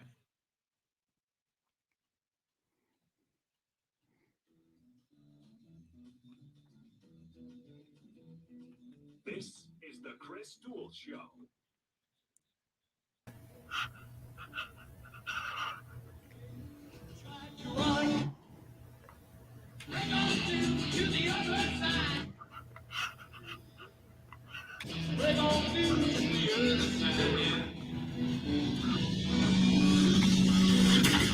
Now, Chris Duel. Welcome into the 8 o'clock hour. It is going to be amazing as we are close to talking to the undefeated UTSA head football coach, Jeff Traylor. A heart-stopping last-second victory over UAB, 34-31, Saturday at the Alamo Dome, which enabled UTSA to clinch the Conference USA West title, extend their undefeated record to 11-0. It's the Chris Duel Show with Shannon, Salty, Sweeney. And Shannon, we made UTSA the topic of our poll question this morning, which we haven't even talked about yet. But we may as well, as we get ready in about less than a half an hour now to talk to UTSA head football coach Jeff Traylor. We now pose the question to our listeners and our viewers about how this UTSA season will play out. Yeah, and for those involved in voting and with the poll, please don't tell Jeff Traylor about it because I think we violate a couple pillars with this one here. But our questions today, with a regular season game, a conference championship game, and a bowl game remaining, how will UTSA finish the season? Options are 14-0, 13-1, 12-2, and 11-3. Just 2% votes coming in for 11-3, 12-2 finishes, 27% for 13-1, and 69%, Chris, saying 14-0. My goodness. And as you mentioned, it's funny, but it's great what he does. And even Andy Everett is careful about this. You know, the pillars of integrity that you cannot violate. And one is to get ahead of yourself and talk about things you shouldn't be talking about yet. But Shannon, you and I, when he's not listening, occasionally violate it. But what we're supposed to do, I think you're supposed to go report to one of the assistant coaches at 5 a.m. Out at the practice facility. So, but we're on the air at 6. How could we possibly? Oh, if you violate, there's punishment? I think there is. I think you got to run laps or do push-ups or something. Oh, no. Maybe that is, but it's not a violation of the pillars if we ask Coach Traylor what the punishment are for violations. That might be a question for him. Well, but go ahead. I don't know if you saw, but after the win on Saturday, he had, I think it was a water dumping because it was very clear, but from a Gatorade jug. So he got soaked and he shared the video of it and said that he thinks that might be a culture pillar violation. But I'm not sure which one. I mean, they did get a trophy at the end of that game. So I think that's fair. That may absolve it. You're right. They had the Conference USA Western Division champion. Right. So I don't think that's a violation in that case. Deserving of a water bath. If you get a trophy.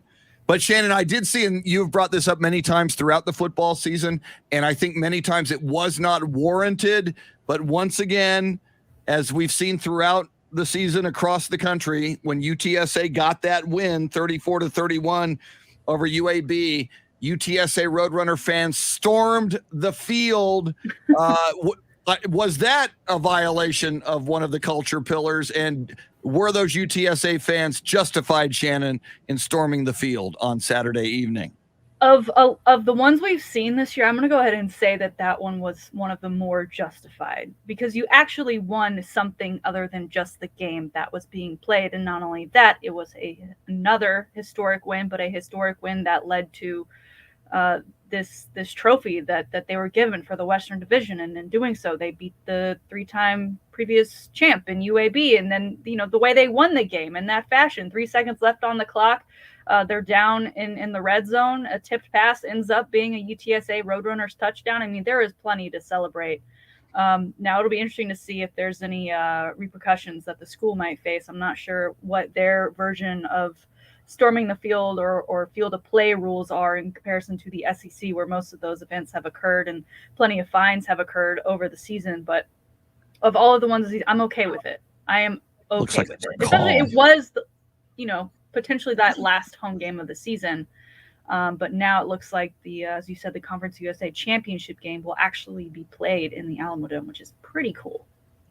Now, Tom Cunanan is saying, I was there at the Alamo Dome. They let the fans go down in an orderly manner. Interesting. So it sounds like it was encouraged. Maybe a little bit like a Chris Beard situation where he wanted the fans to come down so he could get pictures with them. And if you do it that way, even better. Yeah. Just and single file, please, nobody jump. We don't want anybody suing for breaking a leg. That's a good point.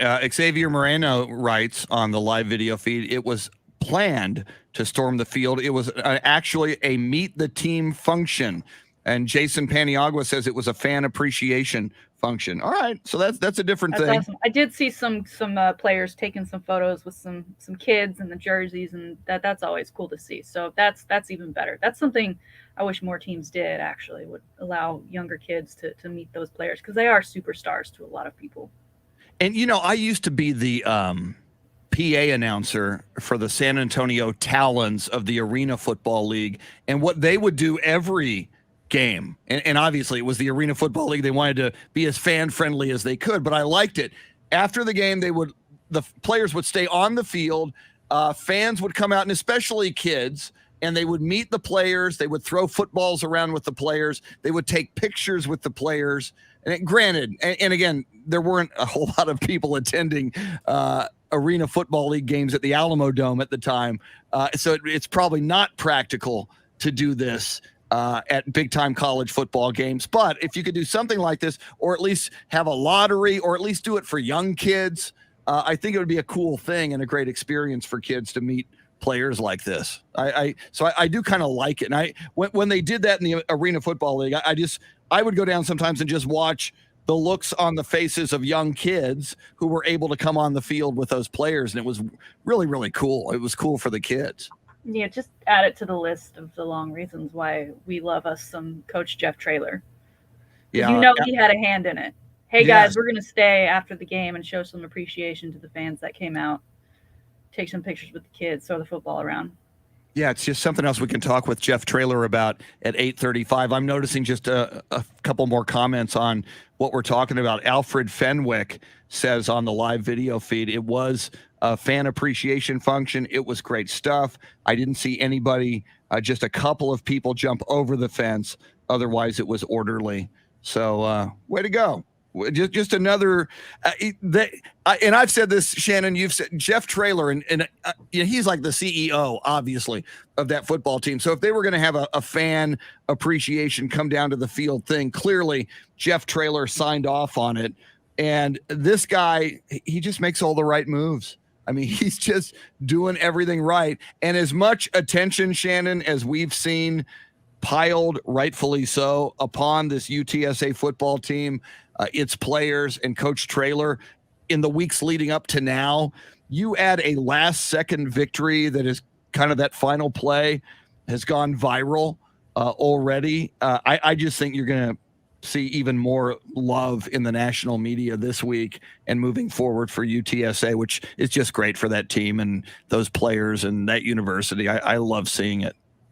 Yeah. Absolutely agree, and like you said, we'll have to talk to Traylor about that and all of its implications on the culture pillars, especially if he's a part of it. Yes, absolutely. And again, he joins us at 8:35. So it's such a weird football Monday, Shannon, because all right, we celebrate what UTSA is accomplishing, and it's phenomenal. And then so many of us are Texas Longhorn fans, none bigger than you as an alum and a fan.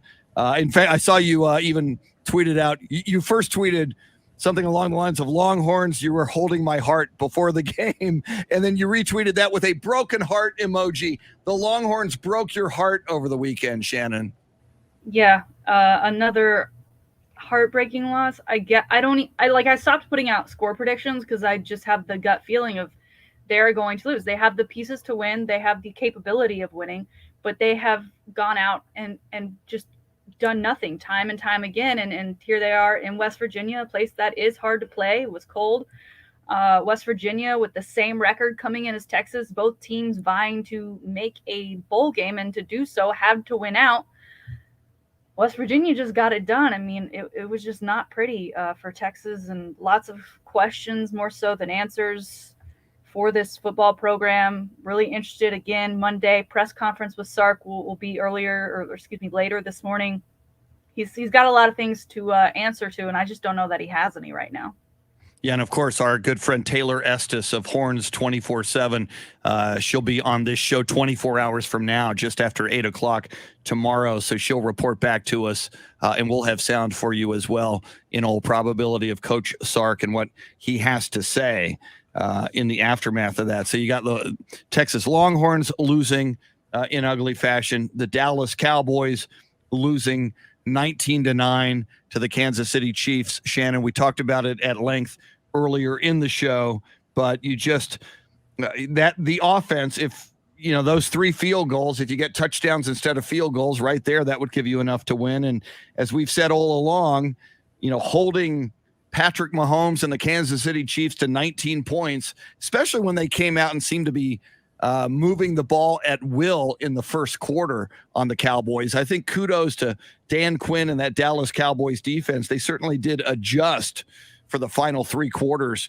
to shut Kansas City down. But if you can hold the Chiefs to 19, you got to be able to at least score 20. And with this Cowboys offense that we've talked about so much, Shannon, this offense should be scoring 30 points or more per game. But as you pointed out, and it was mentioned in the broadcast, when CD Lamb went out with the concussion and was not there for the entire second half, Amari Cooper not there for the entire game, and the incredible 48% of that passing offense goes through those 2 players, and they were gone certainly for the second half, but Amari Cooper for the whole game.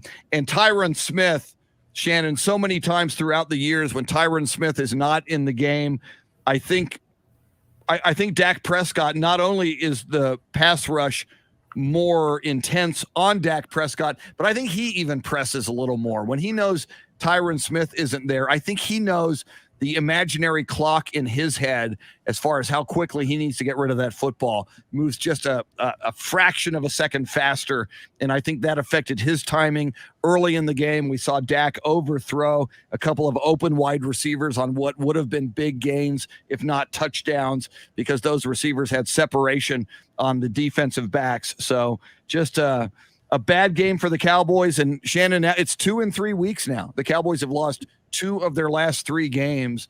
And you just wonder now, I mean, the Raiders are not a very good football team at the moment, although if the Raiders have a very good Thanksgiving Day game and the Cowboys are off once again, and if the Cowboys, those 3 guys are gone again for the Cowboys, and I think there's a good chance they will be offensively, Tyron Smith on the offensive line, Amari Cooper, and CD Lamb, it could be a long Thanksgiving Day for the Cowboys. God help us that it's not, but it could be.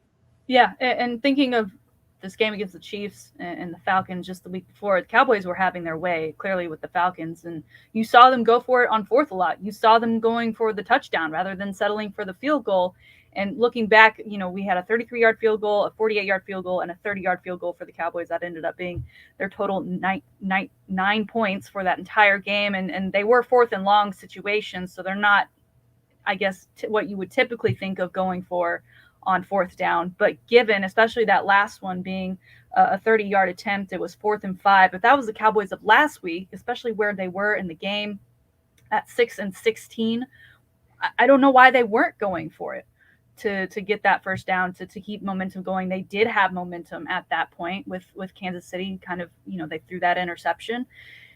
Cowboys very much still in it thanks to the defense. Why they settled for the field goal there when so many times already this season we've seen them go for it, I'm still a little confused by. Obviously, they did get the points, which is great. But when you could have 7 in that situation, I don't know. Again, that leads me back to Mike McCarthy and kind of some of the decisions he makes, and just curious about the rationalization that's going on in his mind at that time. And of course, Shannon, a couple of major firings in sports over the weekend, one in college football, one in the NBA. Florida fires Dan Mullen as their coach. Florida, the Gators, obviously, that is an iconic program that expects to do better. They lost in overtime to Missouri over the weekend. It was their 4th consecutive loss to a Power 5 opponent. The Gators are 2-9 against Power 5 opponents in the last 11 games. And, Florida, like Texas, is one of these programs that expects to win and expects to live up to its reputation and its storied history. And it's that time of year as well when we're probably going to see more coaches getting fired as the final games of the season wrap up. And I think probably for a program like Florida, I think you maybe fire a guy now because, you've got USC looking for a coach. You've got a few programs out there looking for a coach. You kind of want to send the message to the coaches that are available out there that, hey, here's a big time program and, we are open for business. We're looking for a coach here as well, like LSU and USC. Right. And well, by releasing Dan Mullen, he's obviously still a pretty big name in the coaching world. And I'm sure he'd find himself another gig. He could potentially fill a hole at a school that was maybe looking or interested in a coach that Florida was interested in. So the tactics this year of coaches and hirings and firings has really been interesting. And I don't know if it's because of the visor and maybe the hair a little bit, but I almost see Dan Mullen as the Horned Frogs' next coach. Wow. You know what? That Gary Patterson vibe.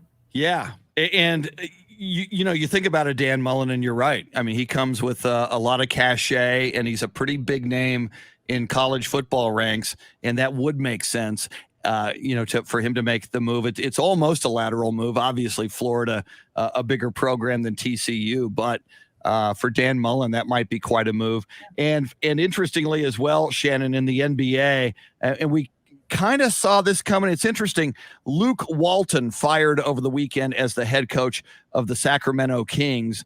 But, interestingly, when Luke Walton got that job, right as he got that job, there were some sexual improprieties that were alleged against him. And you wondered if, Sacramento was going to blow him out very, very early. They stuck with him.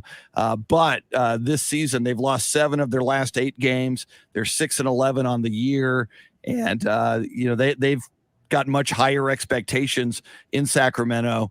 They replace him with Alvin Gentry as their interim coach. Alvin Gentry, people in San Antonio may or may not know that he's the brother-in-law of Don Harris, who's the news director at News 4 Sports, the sports director, excuse me. So, and Alvin Gentry, a one-time Greg Popovich disciple as well. So I feel bad for the family, Shannon. I'm a big fan of Bill Walton. Bill Walton, one of my favorite people on the face of this earth. So hopefully Bill is offering some words of advice to his son, Luke. And I would imagine that discussion would take a few hours because we know that Bill is pretty verbose. Maybe they'll spark up a doobie together and try to ease the pain a little bit. I may sound stupid, but I'm just now realizing that they are related. Oh, it's his son. Yeah. I can see it now. I see it very clearly, but oh my gosh, that's a realization to have on a Monday. Luke Walton, to me, when he got that gig with the Lakers, like so close after retire, I was like, I just one of those guys you never picture. There's players that they get towards the end of their career and you're like, oh, they're going to be in coaching. They're going to be a great coach, whatever they do. He just wasn't that guy for me. And I think, just days before Sacramento lets him go, we have Tristan Thompson very upset, speaking with reporters and talking about motivation, and he doesn't need a coach to motivate him and this, that, and just you got the sense that there was something up there.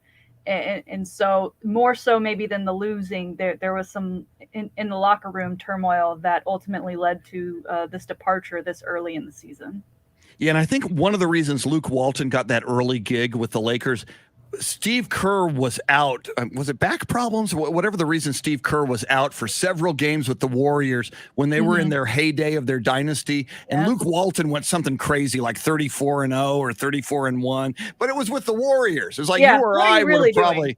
Yeah, you or I would have probably had the same record as interim coach with the Warriors. So I think that created a false sense of, wow, this Luke Walton must be pretty good. Yeah. So when you have Steph Curry and Klay Thompson and Kevin Durant and Draymond Green and others, you don't coach when you're the interim. You say, you just let me know when you need a water break. I'll get you a sub. Yeah, exactly. We'll call timeout, get you a rest here, get you a towel and a nice little drink. So Luke Walton moves on in the NBA. All right, coming up, we look forward to this every Monday, and the story at UTSA just gets better every week. This week, add another win. They go to 11-0, but this time make it a heart-stopping, last-second tipped touchdown pass to win it.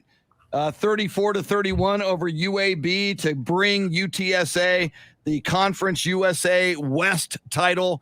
My goodness gracious, the storybook season continues for UTSA. Their undefeated head coach, Jeff Traylor, joins us next. She's Shannon Salty Sweeney. Jeremy makes the show go. We're with you till 9 on the Chris Duel Show.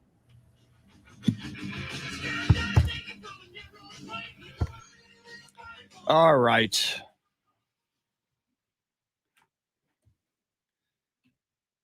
So you've got the sound ready for the rejoin. Cool. And it's the correct one? Yes, sir. Cool. Yes. Because I saw his name, so I clicked on one of them thinking it was the winner, and it was another play. So No, I got the game winning catch. Beautiful. Thanks so much. All right. I need to mail these spots that I cut. Let me see here.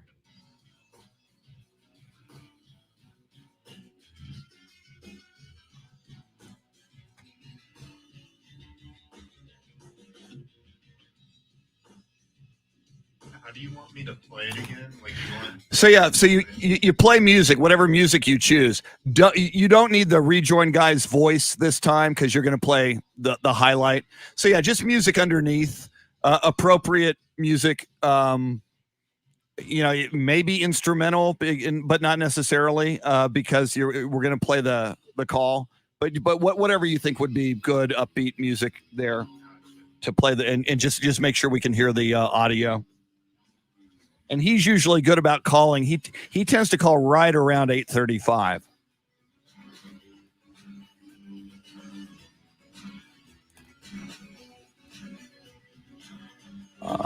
Let's see.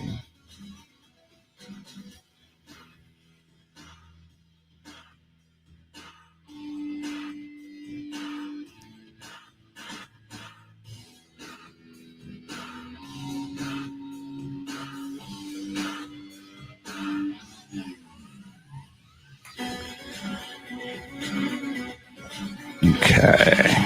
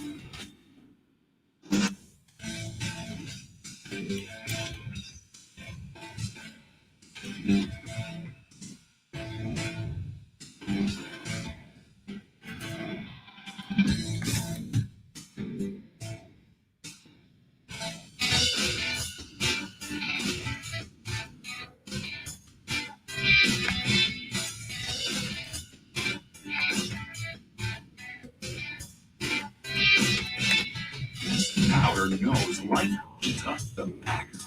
The max. Family, the max. It can all mean pain, the max. BC introduces new BC Max Strength. New BC Max relieves tough headaches and unpainless powder. Longer on pain without a prescription. Pain to the max. New BC Max. Great tasting lemonade flavor.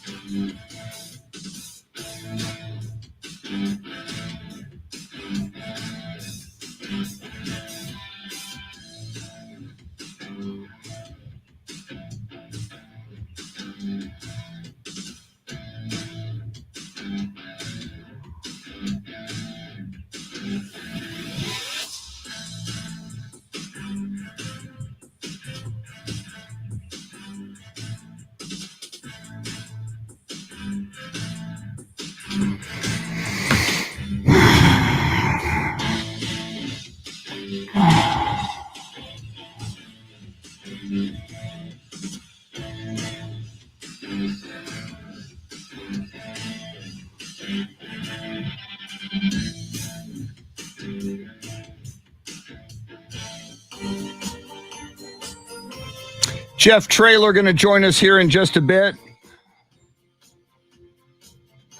Let's see here.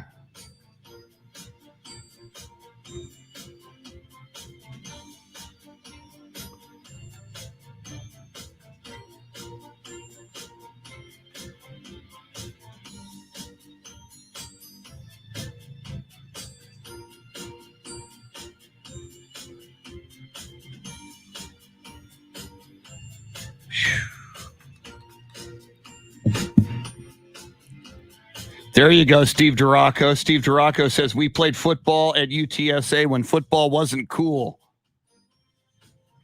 Actually, actual true story. Let's see.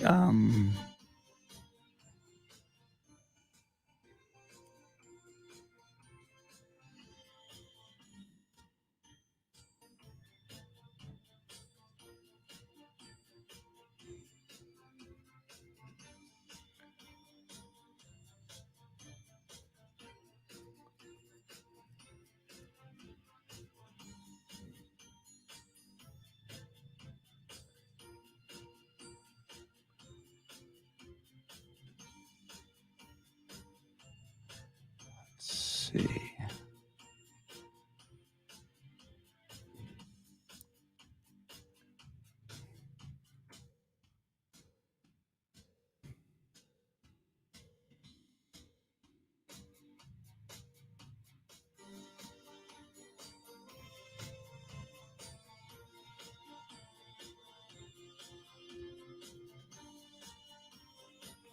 There he is. Jeff Traylor, always on time, man. He's like, he's a big deal, and he's always on time. We got code. Beautiful. Thank you, sir.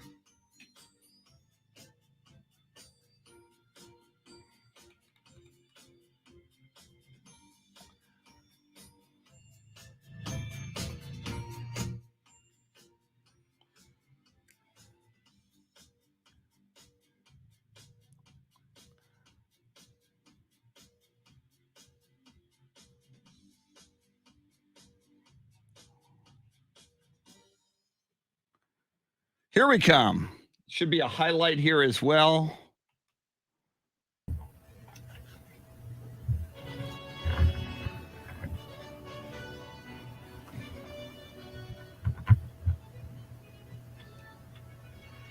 Third down and goal from the 1, 7 seconds to play in the game. Harris takes the snap, he slowly picks it up. He's going to throw a pass into the end zone. Caught! Cardinals catches it! Oscar Cardinals with the catch! Touchdown, UTSA! Time is up! UTSA wins!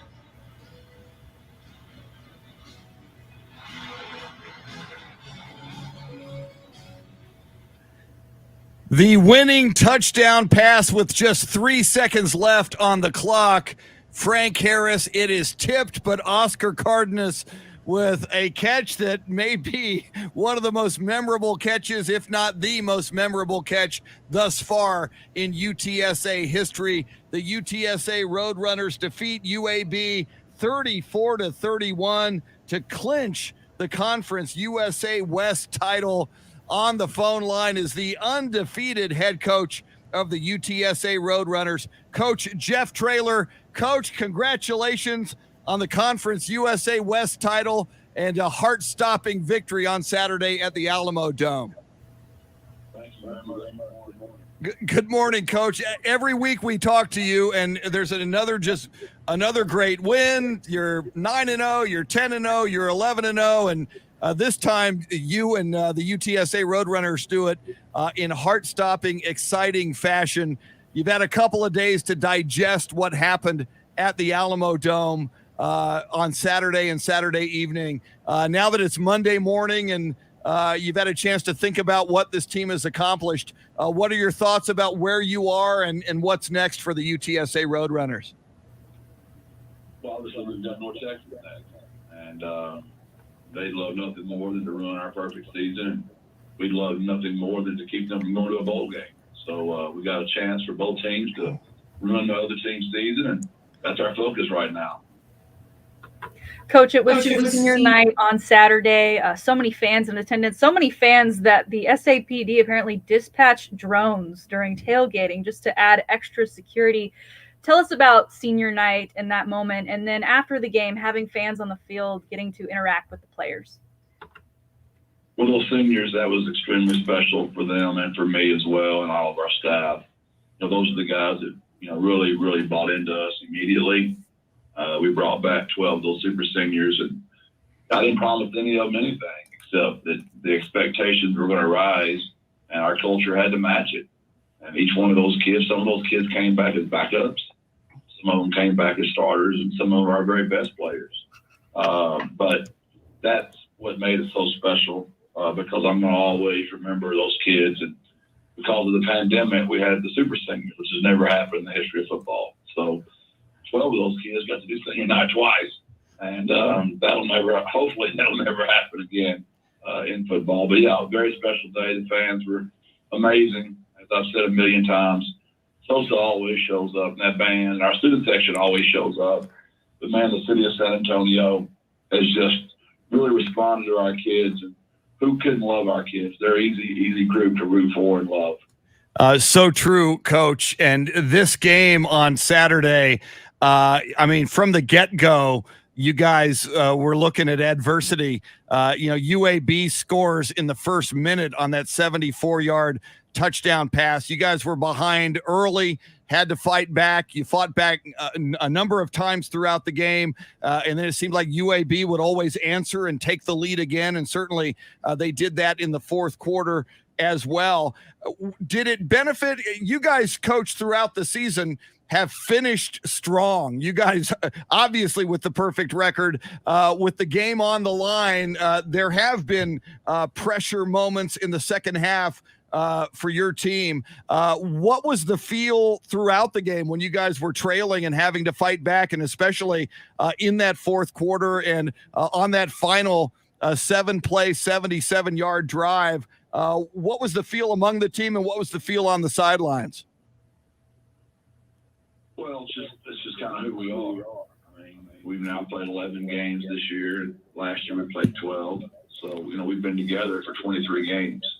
And we might not always execute perfectly, but we always give perfect effort. Our kids never go away. They believe in each other. We really, truly believe in hashtag 210 Triangle Toughness culture. And this one felt just like a heavyweight boxing match. It was just one haymaker thrown after another haymaker. And our kids just did what we asked them to do, which was a champion has the ability to play one play longer than his opponent. And we literally played one play longer. You said it, Chris, Shannon said it. It's a game of inches. It was literally 4th down and an inch, and which is what got the ball back. And we had approximately 60 seconds, approximately 80 yards to go with no timeout, and our kids didn't blink. Coach, we played the final touchdown play of the game. Touchdown play as your intro today. Take us back to that, because it looked like Frank Harris kind of bobbled the ball when he got the snap. It ended up being a pass play. The running game a little shorter than what you're used to with your star, Sincere McCormick. UAB kind of had your number there. So what was the decision for that play, and what was going through your mind? Because I'm sure those 3 seconds felt like an eternity going through it at that very moment. Well, there was a lot going on because we had no timeouts left, so we had to use them all to get the ball back. So you don't have time to think on the sideline, get your composure. You got to be doing it like in the moment, right? So when we ran the quarterback draw with the ball down to the 1 yard line, you'd think you just run it in there, but they only put 9 seconds back on the clock. So now I knew we had a chance to run 2, maybe 3 plays with 9 seconds. So we sprinted out and tried to hit Cephas on the out route. They did a great job defending that. Frank did a good job putting the ball low and away. So we got to live the other play, and we called what we call a pop, which means Oscar just goes in there, fakes a run, and then he sneaks to the back of the end zone. And he came just so wide open, they didn't even cover him. And the snap was very low. But the play that people don't even really realize, it was special, Shannon. If you'll watch Sincere, his right foot almost kicked the ball in the end zone. He had the presence of mind like to lift his foot up so Frank could get the ball off the ground. And then Frank was just being Frank. He knew Oscar was wide open. He just had to have a little time to get the ball to him. Obviously, number 50 tipped it. For me, I saw it bounce off the goalpost, off the trombone, off the Alamo Dome, right back down to Oscar, just the way we drew it up. UTSA head coach Jeff Traylor with us after their great win over UAB on Saturday, 34-31. Coach, you talked about the fans, and it was absolute pandemonium in the Alamo Dome, not only throughout the game, but then again, certainly after the game, the celebration that went on a long time after the game. From your perspective, Coach, and here you are, you're building a program, you're building a culture, you're building a team. As you mentioned, this journey that you guys were together last year, and you saw those early crowds, if we can call them that, in the Alamo Dome. I mean, I have been lamenting, certainly last year, the size of the crowds going to watch UTSA football at the Alamo Dome. I always felt that the crowd should be bigger. Certainly now, with this success, fans are showing up, fans are making noise, fans are loving the UTSA Roadrunners now. To see this transformation from your first day coaching on that field at the Alamo Dome to what you witnessed and experienced from a fan standpoint, experiencing the fans there on Saturday evening, what has that been like for you, Coach? Very moving. It's almost too good to be true, but I say it all the time, right? Your dream should be so large that your prayer life has to match it. So when the dreams come true, no human can get credit for it. And it really is just that for me. It's just a dream come true. And so many people along the way have helped this happen. Like, I keep bringing up my DFO, Kevin Brown, who was the original offensive coordinator for Coach Coker. And Kevin has told me over and over, they'll show up. The city of San Antonio wants to love this team. We just got to keep giving them a reason, And he was right. They're showing up. You can tell how much they love our kids. They're helping us win ball games. I mean, the penalties that go every single game now is just so loud that the other team just cannot communicate. They cannot function. It's as good a home field advantage as anybody in the country. And we've now played two teams that have played Georgia and Alabama, Southern Mississippi, and UAB have played both those teams. And both those teams have communicated to us that our home field crowd is louder than Alabama and Georgia's. Coach, you win ball games and you win big ball games like this recent one against UAB, and that was rewarded with what looked like a water bath for you. And I saw you tweeted that is a culture pillar violation. Chris and I think, big fans of violating those culture pillars. Is there punishment involved that maybe Chris and I owe you after violating all these culture pillars and whoever dumped that water on you after the game? It's always Jalen Haynes, bull. I mean, he powered it up with Lorenzo as well. Lorenzo got me too. I got their picture. I got them nailed. I know who it was. You know, at Gilmer, I had a rule for 15 years. I never took one ice bath, not one. My trainers emptied all the ice water out. I got to do a better job of getting Nick, my training staff, to get those ice buckets emptied at the end of those ball games as soon as they end. I'm just so soft as I've gotten older. I mean, I cry at every movie now. I cried at the end of this game. I'm just not tough anymore, Shannon. I mean, that water, I mean, I ran out of there like, I don't even want to describe how weak I looked running on that field because I was so dadgum cold. And I just got to do better, Shannon. I'm just not very mentally and physically tough. Culture pillar violation on Coach Traylor. Coach, you mentioned this a few minutes ago at the outset. Obviously, there's more work to be done. There's another opponent in your way this coming Saturday, North Texas, that is on the road at North Texas. As we found out in the Southern Mississippi game, I mean, you didn't take Southern Mississippi for granted, but I think fans looked at the records and they thought, 1-8, we got this.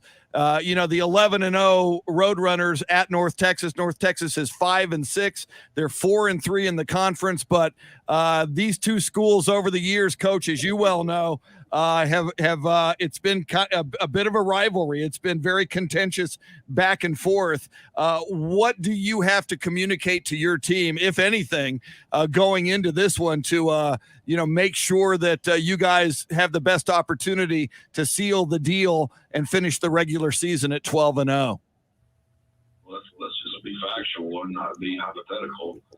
Their record is, look at their schedule. They lost at SMU, very good football team. They lost UAB, very good football team. They lost to Missouri, 48-35, good SEC football team. They lost to Marshall, who's playing for the conference championship on the other side, very good football team. They lost to Liberty, very good football team. They went on the road now after they lost all those games in a row. They beat Rice on the road, beat Southern Miss on the road. They beat Southern Miss 38-14, way worse than we beat them. They beat UTSA, and now they beat FIU. That's 4 in a row. That's just factually speaking. There's no coach off there. I'm just giving it to you straight. And they can win and ruin our season and go to a bowl, or we can win and ruin their season and keep them from going to a bowl. It's really that simple.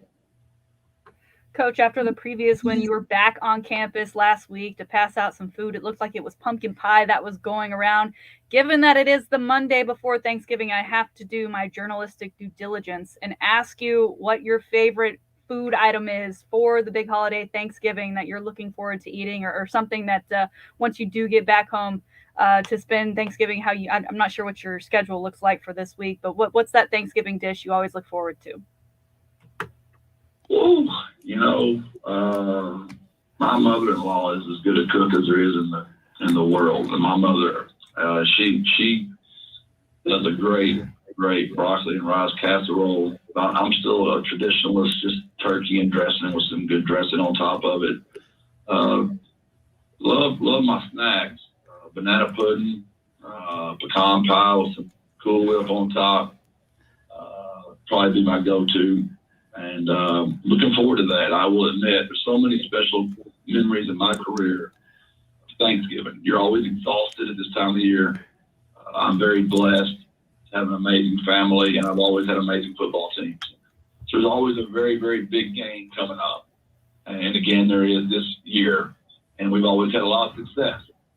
So there's just so much to be thankful for, because I have just been more than blessed. And when you know how you are, when you're exhausted and tired and there's pressure, you just get more emotional, and those Thanksgiving dinners just become more special, because as you get older, you know, your family, grandparents pass on, your parents aren't as healthy as they used to be, and you just appreciate more. It's just the perspective you get when you're at the ripe young age of 53. Amen, Coach. And, you say you're blessed, but you are passing on that blessing to, your players, your staff, Roadrunner fans, the city of San Antonio. It is a blessing just to watch your guys play. It's such an amazing season and an amazing story. The Jeff Traylor Show, Wednesday night, 7 o'clock at the Sandbox near UTSA with Andy Everett. You can go there to the Sandbox, be a part of it in person. If not, we carry it for you on Ticket 760 in San Antonio. And once again, Saturday's game at North Texas. That's a 1 o'clock kickoff. So pregame with Andy Everett and company will be 11 a.m. on Ticket 760. Coach Jeff Traylor, have a blessed Thanksgiving. Congratulations on all the success. Go out there and get some more in North Texas on Saturday. Thank you so much for taking the time, sir. We appreciate it. Shannon, it's always a pleasure. Thanks for giving our kids the attention they deserve. God bless and birds up. God bless and birds up. And Shannon, as we get out of here in the final minute, just some great perspective and some Thanksgiving words of wisdom there from Coach Jeff Traylor.